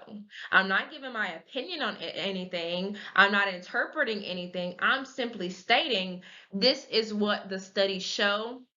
Come to your own consensus about what to do in your own personal life from there. And finally, we have the conclusion. So it says some of the effects, such as the hypoglycemic, hypolipidemic, and bronchodilatory effects, have been sufficiently studied and are sufficiently understood to allow for the next phase of clinical trials or drug developments. However, most of its other effects and applications require further clinical and animal studies. Now, once again, we can break this part down too. It says that some of those effects have been sufficiently studied and sufficiently understood to allow for a next phase of clinical trials or drug developments based on the benefits of black seed oil. However, most of its other effects and applications require further clinical and animal studies. And this is why I say when you have those general websites that may not talk about, how some benefits are studied and some benefits are not studied. They may just list out 20 different benefits and say like, oh, well, you should get the black seed oil because it has all of these benefits. But some of those benefits have not been studied. Some of those benefits have not been evaluated. Some of those benefits have not had any clinical trials done on them or any standard randomized controlled trials to be able to confirm that. So you want to be able to understand the benefits that are studied and the benefits that are still being examined and studied. So, like I stated previously, after you do your initial skim of the abstract and of the entire article, then you want to go back and do a deeper analysis of the review or the study or the trial. So, I also stated to make sure that you pay attention to any charts or any graphs or any tables. So I wanted to take time to show one that was actually in this study about black seed oil. So on the left, we have an actual diagram of a human body, and it talks about all of the effects and the benefits or disadvantages in a particular area. So, for example, we have gastric effects, so it's anti-H. pylori effect, or hypoglycemic effect for the cardiovascular area, anti-obesity effect, reduction of body weight in obese patients. So that helps give you an actual diagram to where you can point it to specific areas of the body that black seed oil has been studied and reviewed for its benefits. And this study is also cited at the end of this course. I think it's a great place to start because of the benefits of black seed oil and because of like the major wave that's going on with black seed oil. On the right side, we have a table that talks about the clinical effects of Nigella sativa supplementation on the nervous system. So we have the study design, the population, the part of the herb, the dose and duration of the treatment, the results, and the reference. So when you pull up this study at the end of the course and you go to this chart, you'll be able to click on each individual study. So like the first one says 80, you'll scroll down to the end of the page to number 80 and you'll be able to go to this study specifically. So, for the first study design, it was a double-blinded crossover clinical trial. They used 23 epileptic children. They used a water extract of black seed oil, 40 milligrams over 10 weeks.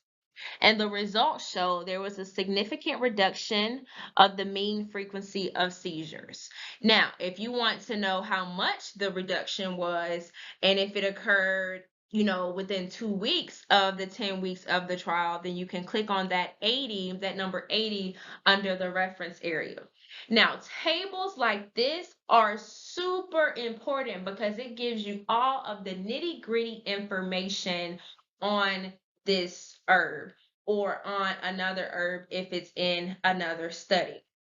The study design makes a difference. So we have the double blinded, which means the person who conducted the study and the person who was in the study, they did not know anything about the other. So the person in the study design did not know if they were going to be receiving the medication. The person who conducted the study did not know which children were going to be receiving the medication. Now, if we go further down a little bit, we have the placebo-controlled clinical trial. So that means like the double-blinded, they did not know anything about each other, but in the placebo-controlled trial, there is in fact a placebo where somebody did not get the black seed oil. Then we have one at the bottom, which is triple blind study. So you can see there are various study designs, but they are for the most part clinical trials. Then we have a variety of populations where we have children, we have epileptic patients, we have healthy elderly volunteers, we have healthy adolescent males, and we have them compared to males that have opiate addiction. So we have a lot of different nervous system disorders that have been studied here. Then for the part of the herb, we have with the first one, the water extract. Then we have the thymoquinone, which has been extracted from the black seed oil. Then we have the black seed oil, the liquid. So we have the black seed that was just used in the water extract, similar to like a tea. Then we have the thymoquinone, which has been extracted from the black seeds. Then we have actual black seed oil, which if you look at it in the actual black seed oil after 10 weeks, there were not any beneficial effects on the frequency and severity of seizures. So if we were to compare these two, for me, I would think like, okay, the water extract of black seed may be more beneficial than the black seed oil. But there are many ways to interpret this. You could compare it to other studies of water extracts and maybe in adults, like if there's a water extract in an adult and see if there were benefits there. Or you could see if there was a study where there was a higher amount of milligrams, because this is only 40 to 80 versus the other studies lower down have 500 milligrams, or you have the one at the bottom has topically 600 milligrams. So you could compare this to a study where there was 400 milligrams of black seed oil over 10 weeks instead of just 40. But all of this is important because it lets you know, like I stated before, the range of the dosage to where the benefits were actually seen in particular issues. Because if 40 milligrams of black seed oil was not proven to be beneficial, then you would know that, like, okay, if this is for me as an individual, I would need more, or I would need to do to look at a study where they did more than 40 milligrams. So that's why it's important to have these tables like this, because it lets you know the study design, the population, the part that was used, the dose and the duration and the result. The result is important. The result and the part and the duration and the amount of the dose, all of those things are important to help you make a decision and analyze, well, is this beneficial for this at this stage? Is it the length of time? Is it the dosage? Is it the age of the person? Is it the gender? And like I stated before, all of these make a difference in whether something is deemed effective or not. Now, before we move on, I do want to make sure that I clarify some things on this slide. So, for starters, the double blinded, because I know I mentioned something about placebo in this first one, but I was reading the second one and not the second one, the lower down one, and ended up getting them mixed up as I was speaking, and I can't edit as I'm talking. But anyways, the double blinded means to confirm that the study participant knows nothing about the study provider, and the study provider knows nothing about the study participant. And also, the crossover clinical trial mean that they may be doing another trial at the same time.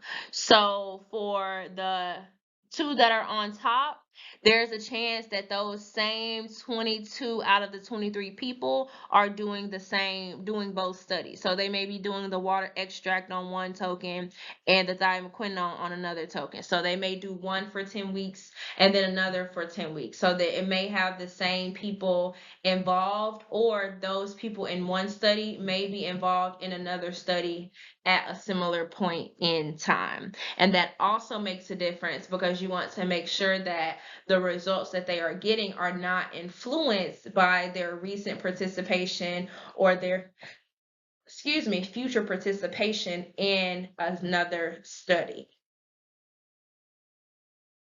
You You guys, at this point, we are over halfway done with the scientific research in herbalism level 1 course. I am so excited, first of all, because this is my first course. I have been studying herbalism and health science and doing research for the last, I guess, 9 years at this point. But this is my first time getting all this information that I've had in my brain out for other people to be able to learn from and understand and for me to tell others about it. So I just want to say thank you for the patience that you have had and for your support in advance and that you made it this far. I hope that I've been able to help you to learn something this far so that you can put it into practice in your own life and on your own journey. So now that we are at this part, we have done the scientific research of an herb. Now we will do scientific research for specific problems. Now, the steps are pretty much similar to conducting the scientific research of an herb. You'll want to start with comparing search engines and finding one that you like. The primary difference is in what you choose to search. So before, we would put in the actual herb, such as nettle leaf, say its benefits, and then say studies at the end. Now we can type in blank for hypertension studies. Like if you know that, as we've stated previously, hawthorn berries are good for supporting the heart. Like you started with just a general hawthorn berries search, and then you learned that hawthorn berries were good for hypertension. Now you want to learn about those studies specifically. So you can type in hawthorn berries for hypertension studies.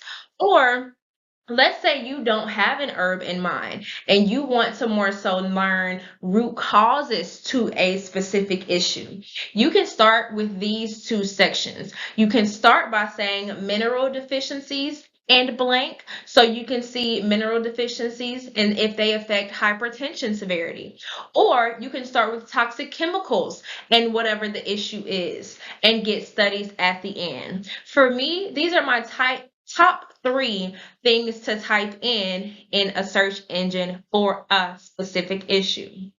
And that's because I either know the herb and what it's beneficial for, and I just want to look at the studies, or I know the fact that there are a lot of mineral and vitamin deficiencies that are associated with certain issues. So maybe I just want to see, hey, Are there certain mineral deficiencies that are associated with these issues? For example, with eczema, I wanted to see if there were any. I know people and doctors had told me that it was genetic and that, he kind of just has to deal with it. But I wanted to know, and although I've always been a relatively healthy person, I wanted to know, is there something that I could have been lacking or my son could have been lacking that would make this eczema not only appear but be as severe as it was? And I will post some before and after pictures at the end of this course for you to see. And finally, are there toxic chemicals that can cause specific issues? Same thing with eczema. Are there any type of issues that are caused by chemicals that we come across? So for me specifically, I came across this initially when I was just looking at the big picture when it involved my son. A lot of times people think like, oh, um, people can't really develop these issues while they're babies or while they're in their mom's belly. But that's not true, because while a woman is growing a baby or an embryo or a fetus, she is taking in substances. She's taking in substances from her water. She's taking in substances from her food. She's taking in substances from the air. All of these things make a difference in the development of ourselves as we grow and age and the development of children. So we're at the baby phase. When they are born, they are introduced to all these different substances from different areas. As they get older, they're involved or introduced to all these substances. And so it was that thought process that made me think, are there certain things that could be in my water that could be contributing to my son's skin? And from the results that I found, I was able to pull up a water quality report for my city because it was required for the city that I'm in to produce a water quality report every year. And that let me know that in the tap water that is coming out of my water system, that there are chemical byproducts from local factories. There is cleaning byproducts from both cleaning the water and from cleaning products that get into the water system. There are naturally occurring elements. There are elements that are added to the water. There are medications that are in the water. There are harmful substances that are in the water that my regular water purifier does not even list that it purifies the water from. So all of these made a difference in my ability to heal my son's eczema based on the knowledge that I was able to pull up. And this can make a difference in your health, your family's health, anyone that's around you's health. And there are people who may be ignorant to it, who may think our water is perfectly fine, our water is perfectly healthy. But the facts say, because even for my water quality report, it had THAs and HHAs, trihellomethanes. I may have to look up the word again. But either way, in that water quality report itself, it said these chemicals can cause reproductive issues, liver cancer, kidney cancer, and a variety of other cancers. That's what the water quality report itself said. I didn't make it up. I didn't, guess or come to that conclusion. The water quality report said that itself. So it's worth looking into to see if the science matches it. It's not quackery. It's not pseudoscience. It's the truth, and you can choose to either accept the truth or deny it. It's a personal choice. No one can force anyone to believe anything. It's all a personal matter. Like, It's a personal choice, but for me, and based on the way my son's eczema was, I had to dig as deep as I possibly could to heal his skin. And I don't know if you suffer from any issues, or you're listening to this course because someone near you has any specific issue, but it's worth looking into to see how our food, to see how our water, to see how our farming, to see how our air and all these things affect our health. And to do it scientifically, not just to guess, not just to assume, but to actually look at the science that is being conducted on a daily, weekly, monthly, and yearly basis.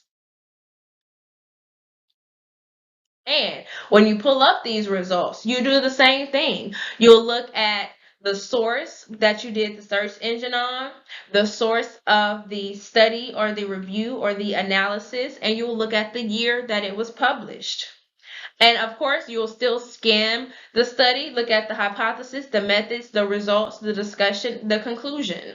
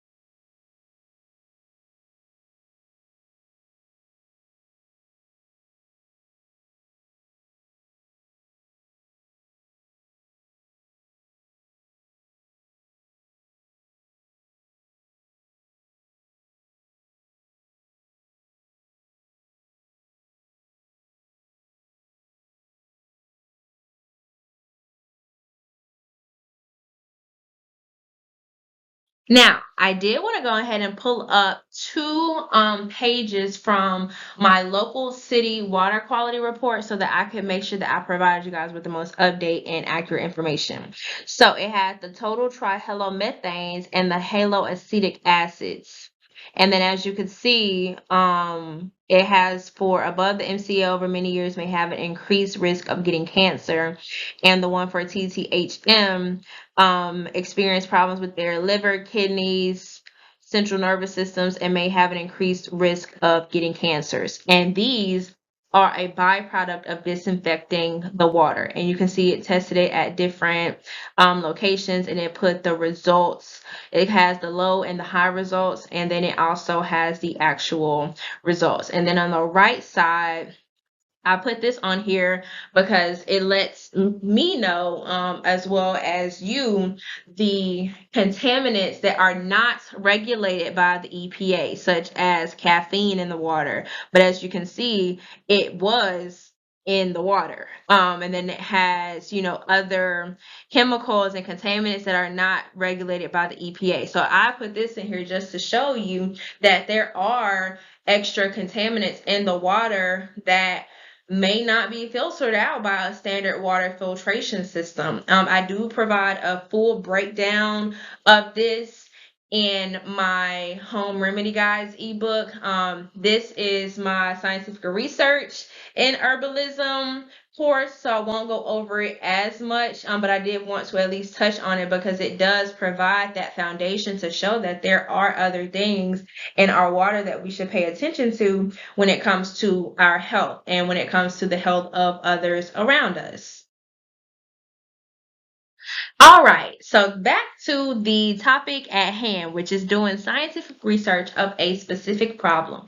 Now, once again, I've put in not scientific, I've put in herbs for an issue versus herbs for an issue studies. Now on the left, same search engine. On the left, I put in herbs for ADHD. Now, once again, we have a lot of irrelevant things popping up. We have the products that people want you to get. Let's say your mom whose child has ADHD, and so they're just like, oh, buy this, buy this, buy this, buy this, buy this. But the goal is for you to research herbs for a specific problem and make the right decisions from there. We have some news articles about ADHD. Then we have one, two, three paid websites, and then we have the 6 best for ADHD and the whatever best for ADHD and 10 supplements and 3 calming herbs for ADHD. So once again, on those standard websites and blogs that people have. Now on the right side, it's crazy what just adding one word can do. I added the word studies on the end because that is what we want. Products gone. Boom, they're gone. Then we have those same 3 irrelevant links, paid links. And then we have the studies. And it says selecting effective herbal medicines for attention deficit hyperactivity disorder. Then under it has phytotherapy for attention deficit hyperactivity disorder. So you see the difference that adding studies can make when you're researching for a specific problem. And as we also saw for researching for a specific herb, that's why you want to formulate your searches as I've stated previously. Herbs for blank. ADHD for this example, studies. And this is a difference that the results are providing.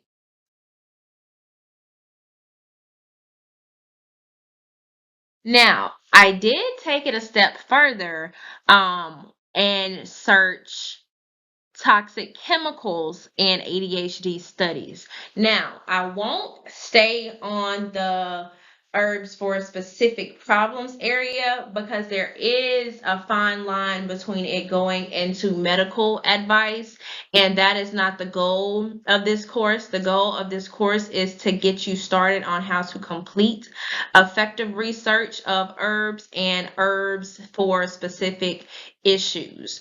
But I did want to at least analyze one article that talks about a specific issue.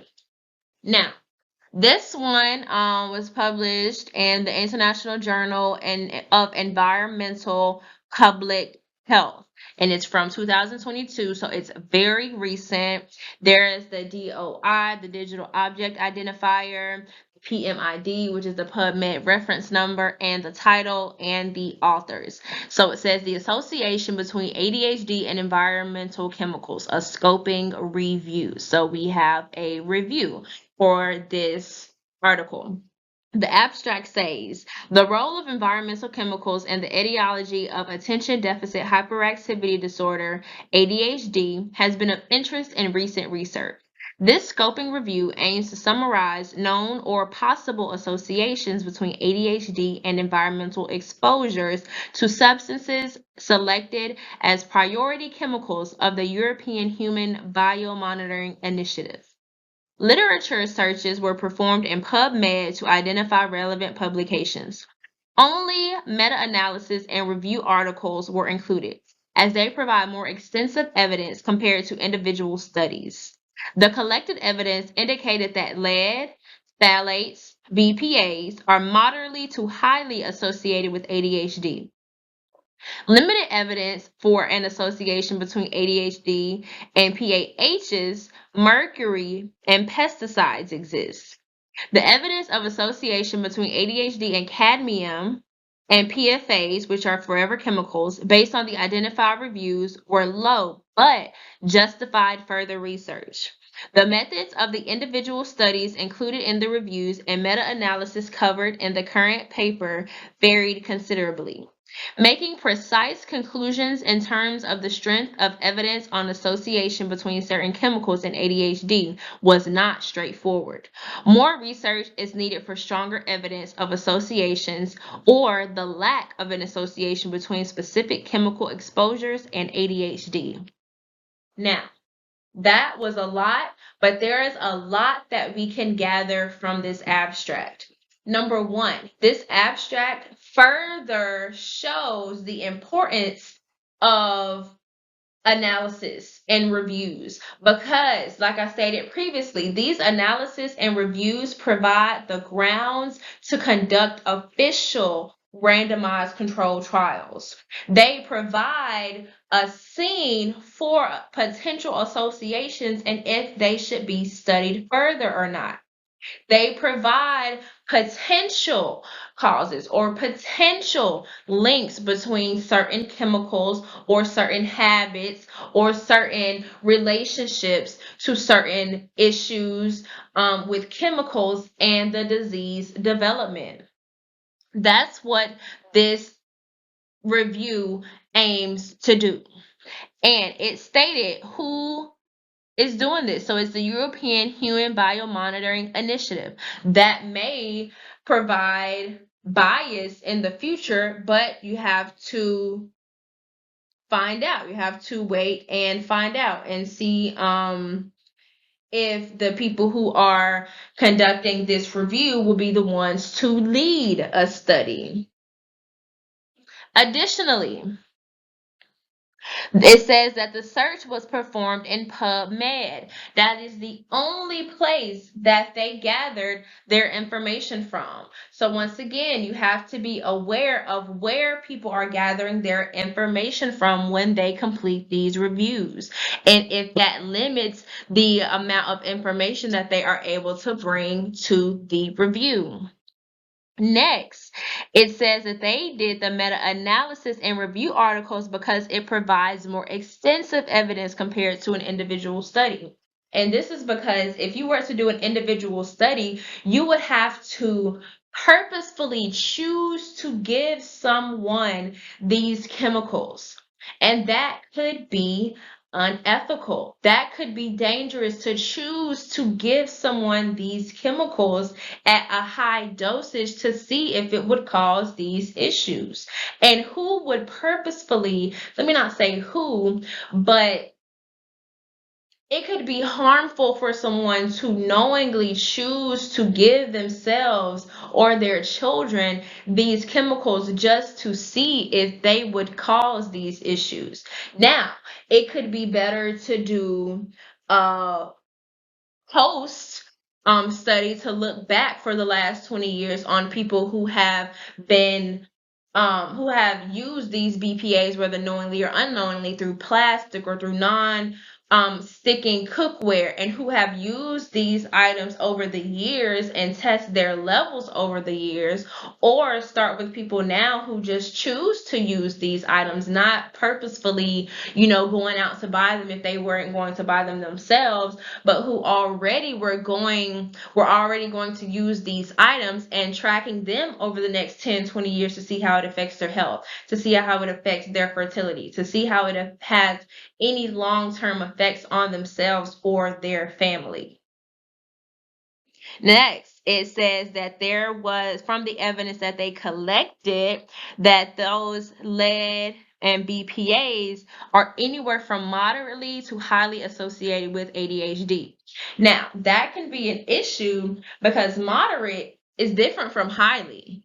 It's one thing to say that something is moderately, kind of sort of associated with an issue. Now, if you say highly, that means that there's grounds for you to look up this issue more in depth, which means you may go back and look up EPAs specifically. Now that you have you've gone from just an umbrella of toxic chemicals in ADHD to now you can go down and actually look up BPAs in ADHD or lead in ADHD because they brought up two chemicals. It could be that lead is moderately associated and BPAs are highly associated, or it could be the opposite, that lead is highly associated with ADHD and BPAs are moderately associated with ADHD. ADHD. You have to go and continue to dig deeper based on the piece of evidence or the piece of information that they have given so far.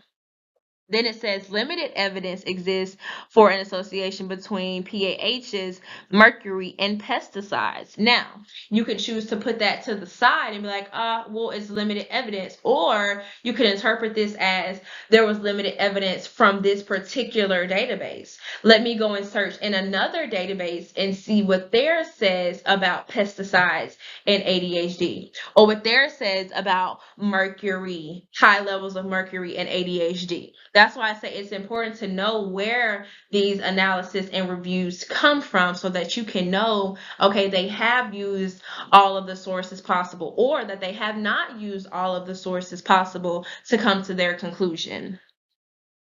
And then it says the evidence of PFAS, which is the forever, quote unquote, forever chemicals, was low, but it justified further research. So in all these areas, there is room for further research. There is room for you to continue to do research based on the review that they have provided.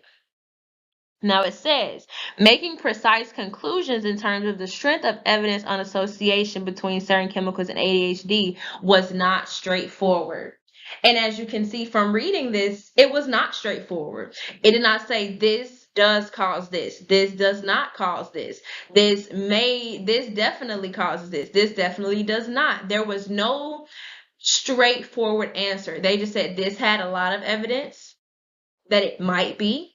This had moderate evidence that it might or might not be. And this had low evidence. But once again, that's just from that source. So you still have to go and complete your own research and come to your own conclusions based on what they put here. Now, there is something to note that it does not say that it does not. It does not say that these chemicals do not cause these issues. And on that note by itself, it might be worth looking into further, like I will in the next section. Now, when I typed in BPAs and ADHD studies, this was the very first result. We have the journal. The year was 2016. We have the DOI.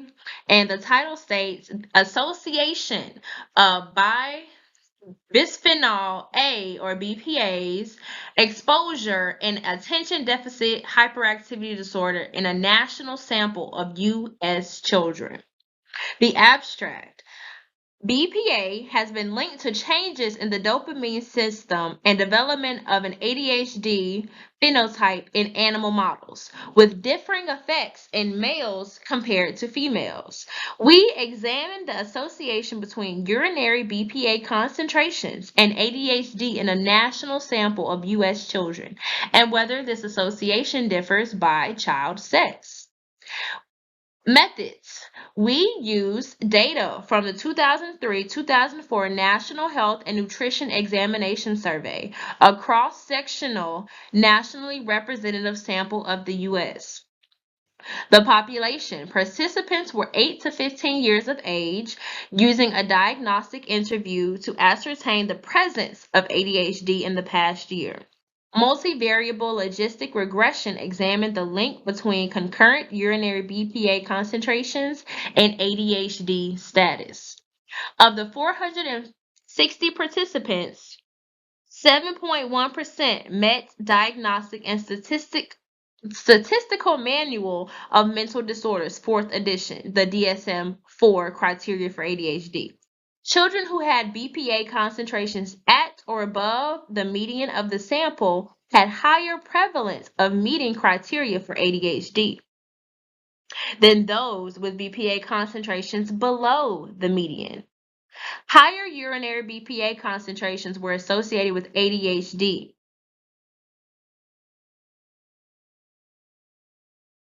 For BPA concentrations above versus below the median. In sex stratified analysis, these associations were stronger in boys. Conclusion: we found evidence that higher urinary BPA concentrations were associated with ADHD in U.S. children. These associations were stronger in boys than in girls. Considering the widespread use of BPA and growing literature on neurobehavioral effects of BPA in children, further study is warranted to determine if reducing exposure to BPA may represent an important avenue for ADHD prevention. Now, I keep saying this, but I know this is a lot. And if anyone needs a second to pause, to reread the information, to go back and regather the information, you definitely can do so at any given moment. Don't feel pressured to rush through any of this because it is a lot in one setting. Even if it takes you days, weeks, months, years to gather all this information, that is normal. Like I said, I've been doing this for upwards of 10 years now, just from my own knowledge, and then my own knowledge in herbalism, and then my own knowledge with helping myself, and then my own knowledge with helping my son. And I am still a learner. I still learn to this day, continuously. So let's break it down. We have the background that has talked about, let's take it even higher. No, I think we can start there. BPA has been linked to changes in the dopamine system and development of ADHD in animal models. So that lets us know that the reason that they are doing this is because they were able to get representation from an animal model.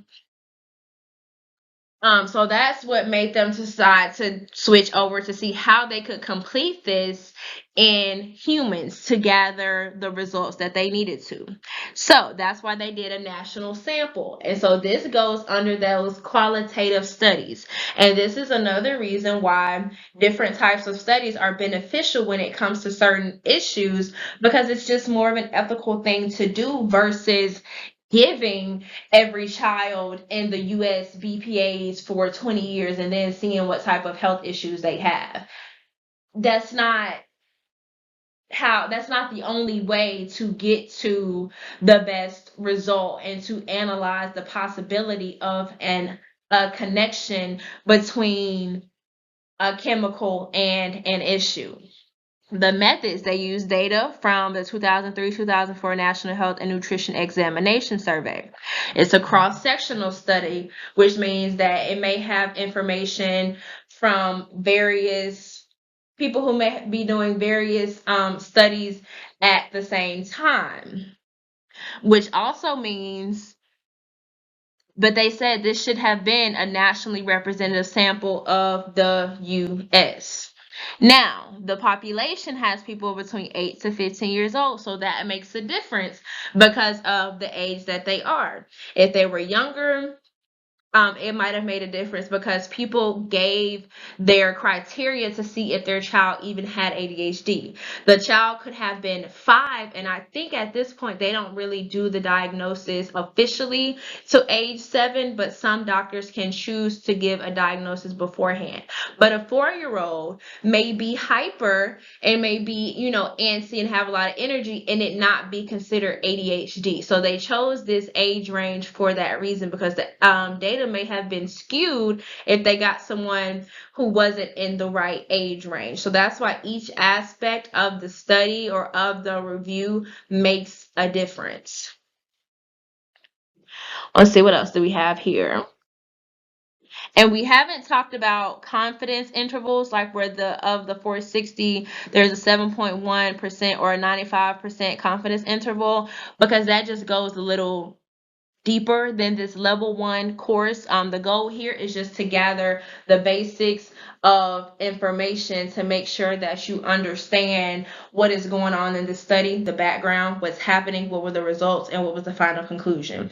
That's what we're going to do at level 1. Now, level 2 and 3, we'll go deeper into confidence intervals and into the mathematics that go behind each study, each survey, to make sure that you understand the numerical value that goes behind completing a study.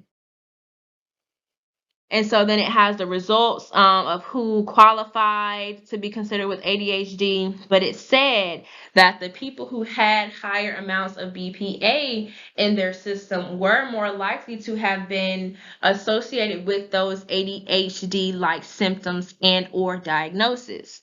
Then it says, we found evidence that higher urinary BPA concentrations were associated with ADHD in U.S. children and were stronger in boys than in girls. And this is like a twofold type of conclusion. Number one is talking about a new way to be able to measure the BPA and to be able to measure these concentrations, which is through urine. So they didn't choose to purposefully give these children BPAs. They just decided to test what was already available and to see at this current state what is showing in the urine of children who currently have a ADHD diagnosis.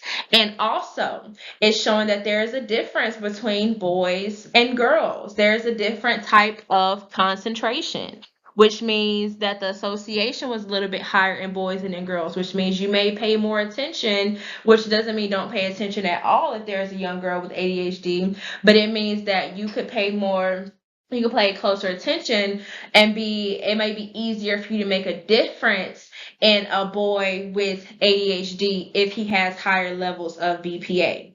But of course, you can still make the difference in both. It just may be that it may show easily, like you removing BPA from a boy may show overnight versus removing BPA from a girl who had high levels of concentrations may take a few months. But once again, this is up to personal interpretation, but the facts are still the facts, which says further study is warranted because once again, these type of studies help lay the foundation for those actual randomized controlled trials. So this is saying, hey, we've built a good foundation to show this association. You see, it does not say cause. You see, it does not say directly is caused by. It just says, hey, we see this association. Now let's take it a step further and see how we can do that randomized controlled trial to give some definite and finite answers to this issue.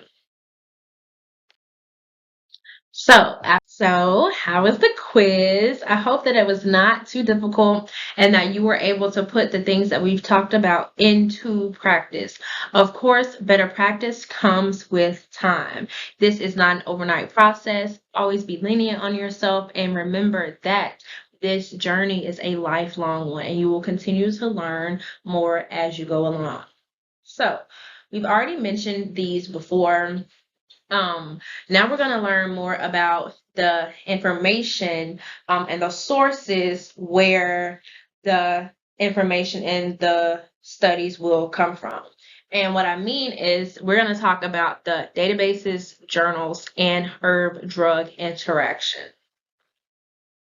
For starters, what is a database? I know I've talked about you can do searches in databases along with searches on search engines. So the database is where the initial search occurs and is held. A database is a major collection of journals, articles, publications that is held at one central source. It may have a topic, it may have a theme, such as a database only dedicated to medicine, or a database that is only for herbal remedies, or a database that is only for education, such as people that are teachers. They may have their own databases. There are historical databases that talk about history and different documents and different events that have occurred over time. There are so many different types of databases.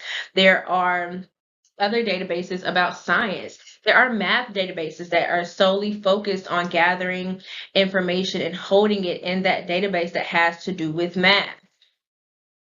I hope that makes sense. For example, the public library is technically a database. If you go into the library, they'll most likely have a computer that has a database with everything that is held at that location, or even other locations under the same library name. the library. If you were to search in books about herbs, you'd have to search that database to be able to find journals, books, DVDs, and other online resources about what you're searching. The National Institute of Health is another database that holds lots of journals and articles and studies and information that you can search in.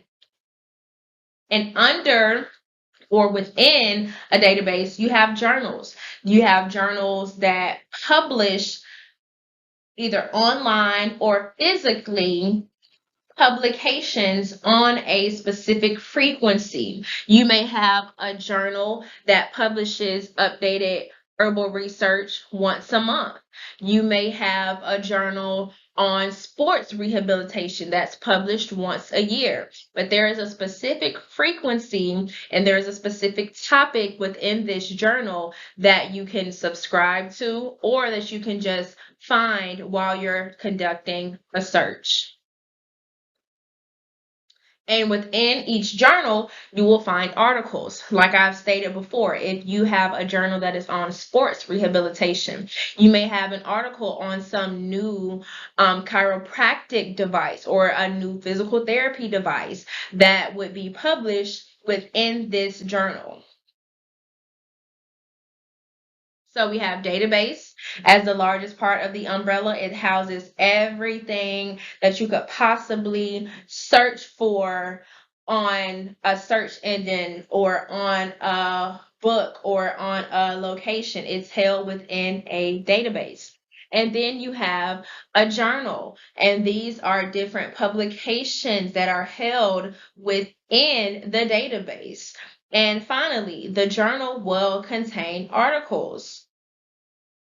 And these articles will be within the journal that is within the database. And the database can also collect data or it can store the data that is collected, such as it can store all of the studies, it can store all of the articles. It is like a storage unit almost. So let's think of a physical storage unit. A physical storage unit will house everything that is within it. And within the storage unit, you may have a dresser, and that dresser is one item, and within that dresser, you may have clothing. That's a good way to think about the levels that occur.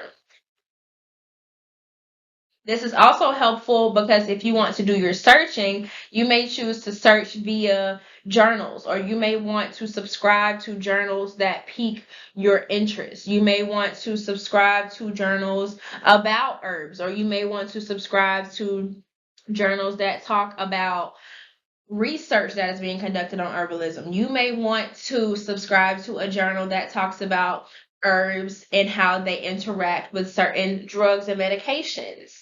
And this is just a part of your consistent learning journey that happens.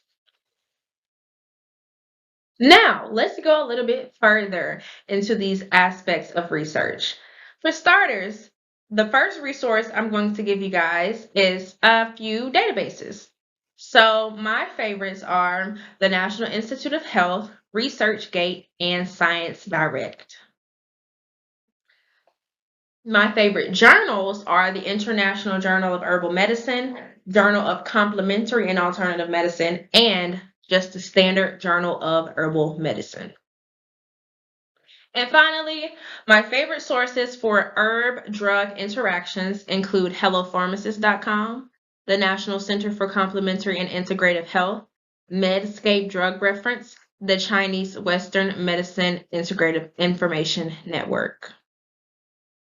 Now, for these databases, depending on where you are located, you may have other options that are available, but for the most part, the Science Direct and ResearchGate do also pull information from international sources.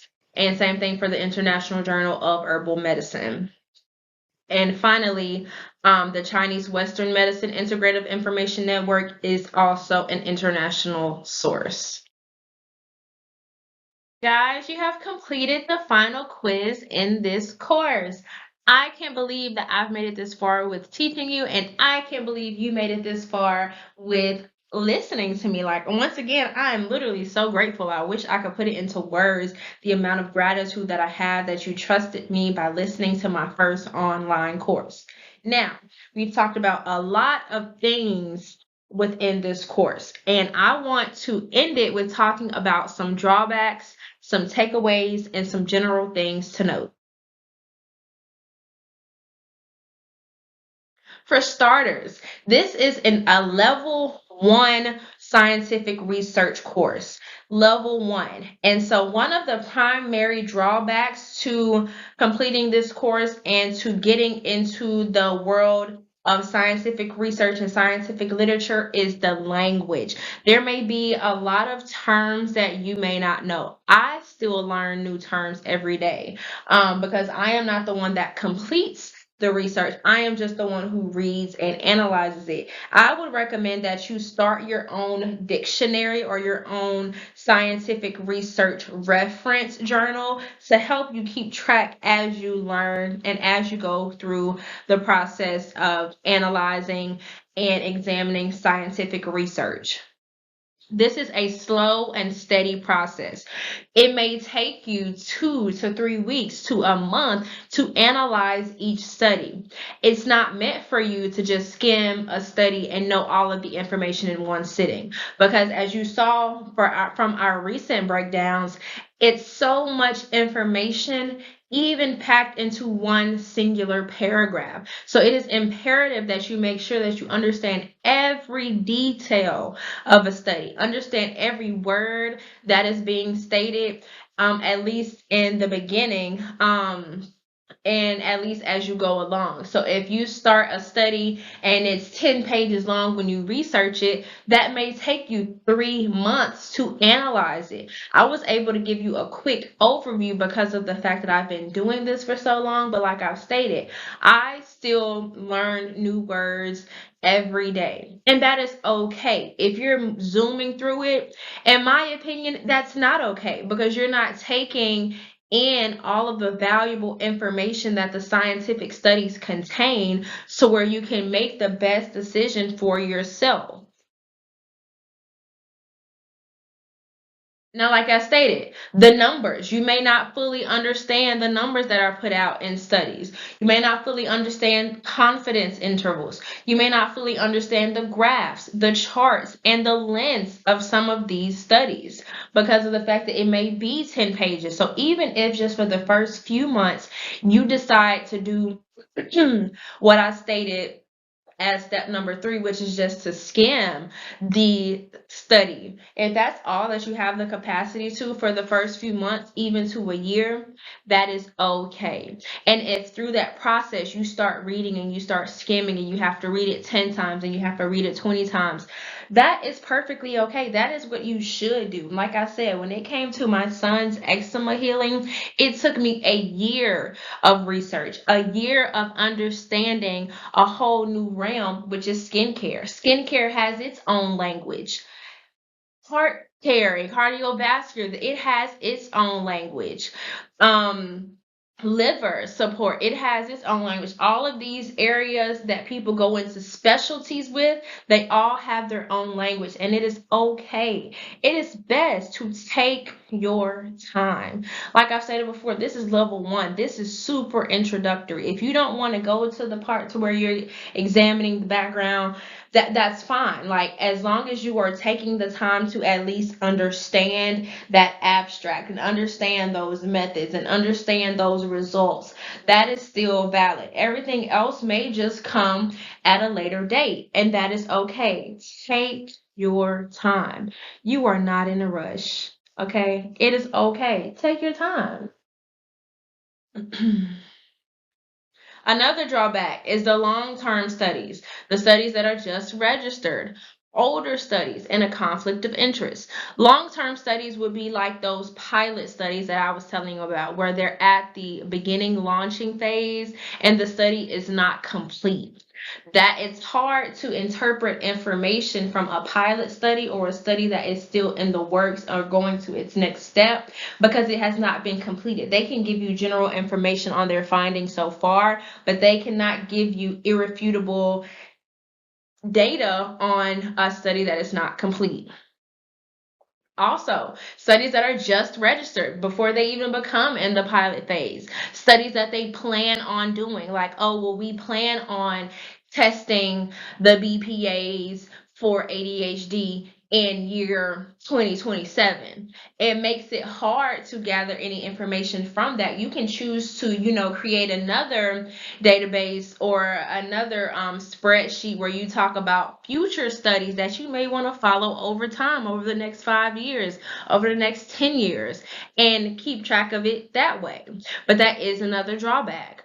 Another drawback are older studies. You may find conflicting information as you're doing this research because older studies may say something different than newer studies. I ran into that issue while I was doing the eczema because you had some older studies that was talking about, we just find that eczema is more genetic in African American patients, and that's as far as like it went, and that was just to show that the eczema was quote unquote genetic. And it wasn't until I had to go deeper into, like I was saying, those chemicals and those mineral imbalances and all those other aspects that I had to connect the dots myself from topics that were not necessarily inherently related, but I had to make those connections and do that extra layer of thinking myself.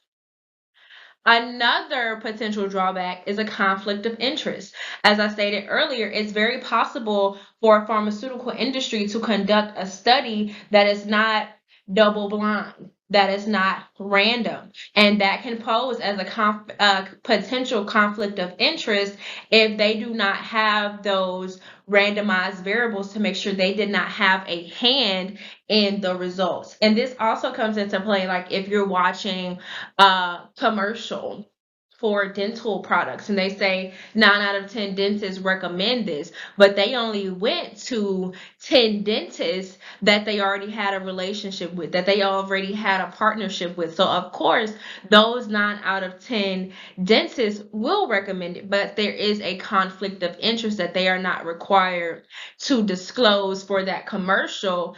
But you may see it on a study that is done where it's a study about kids on campus and it was done by the college campus versus a third party source. Next, um, another major drawback to scientific research, in my opinion, is the disconnection between doctors, scientists, school, and the pharmaceutical industry.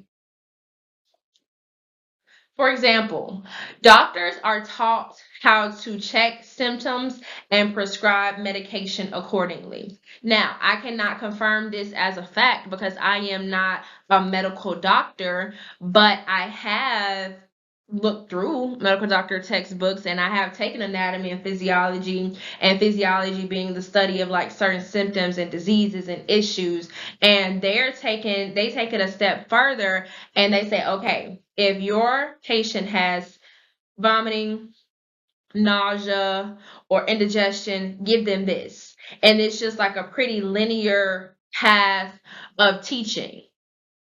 Whereas, on the other hand, scientists such as myself were taught to conduct studies and to question one another. So that goes back to like the doctor relationship. A lot of people think that patients do not have a right to question their doctors. And that's false.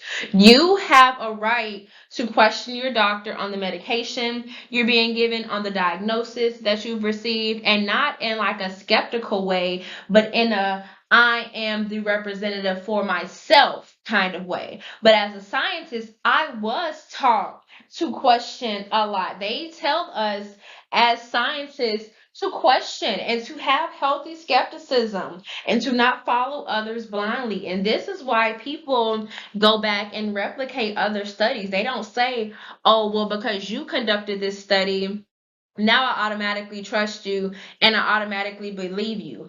No, we are taught, okay, well, you conducted that study in that way and you came to that conclusion. Let me see if I can do the same thing and come to the same conclusion. Or I'm going to scrutinize the steps that you took, the methods that you used, just to make sure that you couldn't have done something differently that could have produced a different result in the end. And so there becomes a disconnect between the two entities, because for me specifically, when I took my son to the allergist and when I took my son to the pediatrician and when I took my son to the dermatologist, they gave me they basically all told me the same information as I previously stated: Zyrtec, Benadryl, triamcinolone cream, hydrocortisone, and that was it. It wasn't until I went back to my own studies and was like, okay, well, let me look up the benefits and the drawbacks to Zyrtec. Let me look up the studies that have been done on long-term use of Zyrtec for children, or the long-term use of triamcinolone or steroid creams in general,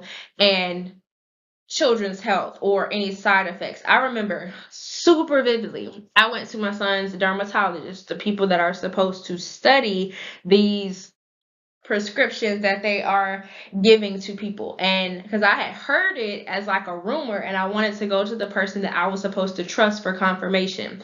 And I said, hey, I've heard that this steroid cream stunts growth in children. And they said to me, no, that's a rumor. That's not true. Like, it doesn't do anything to harm their growth, things like that. Like, your child will be fine. And at this point, he's like 7 old, 7 months. And so I wanted to be able to have this trust in them. But the mommy instinct in me was like, you know what? Let me go look for myself. So I went into the insert of this particular steroid cream, and it literally says causes vertical retardation in children and adolescents, even when used in small doses.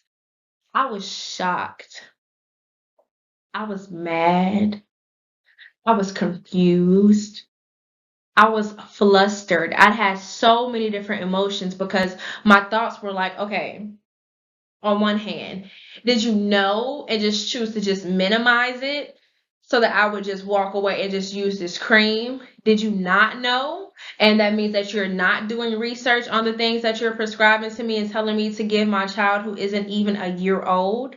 And neither side of the coin was acceptable to me. Either you're knowing and you're telling me a lie, or you don't know and you have to give, and you're giving this cream to people every day. Because you're a dermatologist, you're seeing people with skin issues, and this is probably high up on the things that you prescribe to people, because eczema is a major dermatological issue. And neither one of those sides of the coins were acceptable to me. But I know we have different lanes. Doctors choose to go back and conduct research. They can choose to go back and get those education credits. They can choose to subscribe to these journals. They don't have to. They can go 40 something years in their practice and just do the same thing. Just do the same thing. And that creates a disconnect when you have people like me who are a scientist. And I'm like, wait a minute. You say that this is for this, and that this is safe, but where's the proof? Do you have the studies that show that long-term use of this is okay? Versus me, I have the studies that show that long-term use of steroid creams lowers immune function, affects neurological development. I have the studies that show that. I do. And next, we have school issues. And this can go towards medical school. This can go towards any type of major schooling. There's still a disconnect because, once again, schools are told what to put in the curriculum based on the people in charge. And I'll leave it at that. I have the information on here. I have a name, and you can choose to do with what you will with that information because of legal and liability purposes. And finally, there's one more piece of the puzzle, which is the pharmaceutical industry. The pharmaceutical industry spends hundreds of millions and probably over the last 30 years, upwards of billions of dollars to make sure their pharmaceuticals are continuously pushed out. And once again, for legal purposes and liability purposes, I won't go too deep into it. But what I will say is there was almost a law passed within the last 3 years that would make it required for certain entities like the FDA to require herbalists and herbs to be registered and documented throughout the process. And while I don't think that this is inherently bad, I do think an issue of ethics comes into play when you have a governing body that doesn't have the population's interest at heart regulating something because they have another industry lobbying for this to happen, which means that other industry that's lobbying can lobby for the rules and the regulations. So that means it's not necessarily for the safety of the people and the population. It's for the protection of this other industry that's putting hundreds of millions of dollars out a year to make sure their stuff stays out and to make sure their stuff is the number one deciding factor and the number one option that people use when they have an issue. And my role here is to present all the options. I am not anti-doctor. I am not anti-pharmaceutical industry. If I was to break an arm right now, I am immediately calling 911 and going to get surgery done by a doctor. And I'm going to get pain medications at that hospital. But if my child has eczema, I want to be presented with all of the options. If I have painful periods, I want to be presented with all of the options. If someone around me has a big C word, I want to be presented with all of those options so that I can help them make an informed decision for themselves, or I can make an informed decision for myself. And that's where my passion for science and scientific research comes into play. So, if you want to learn more about who I am, about what I do, you can still visit and support me on my TikTok at KATEO Natural Solutions. And my website is KATEONaturalsolutions.net. And I'm going to put in the before and after of my son's eczema. Thank you for watching.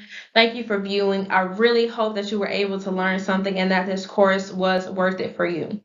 Please feel free to send me any emails if you have any questions or if you want to continue to talk and work through this scientific research in herbalism. My email is KATEONaturalsolutions@gmail.com.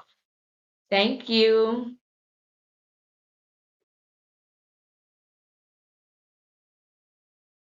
And here are the sources that I use. Good luck.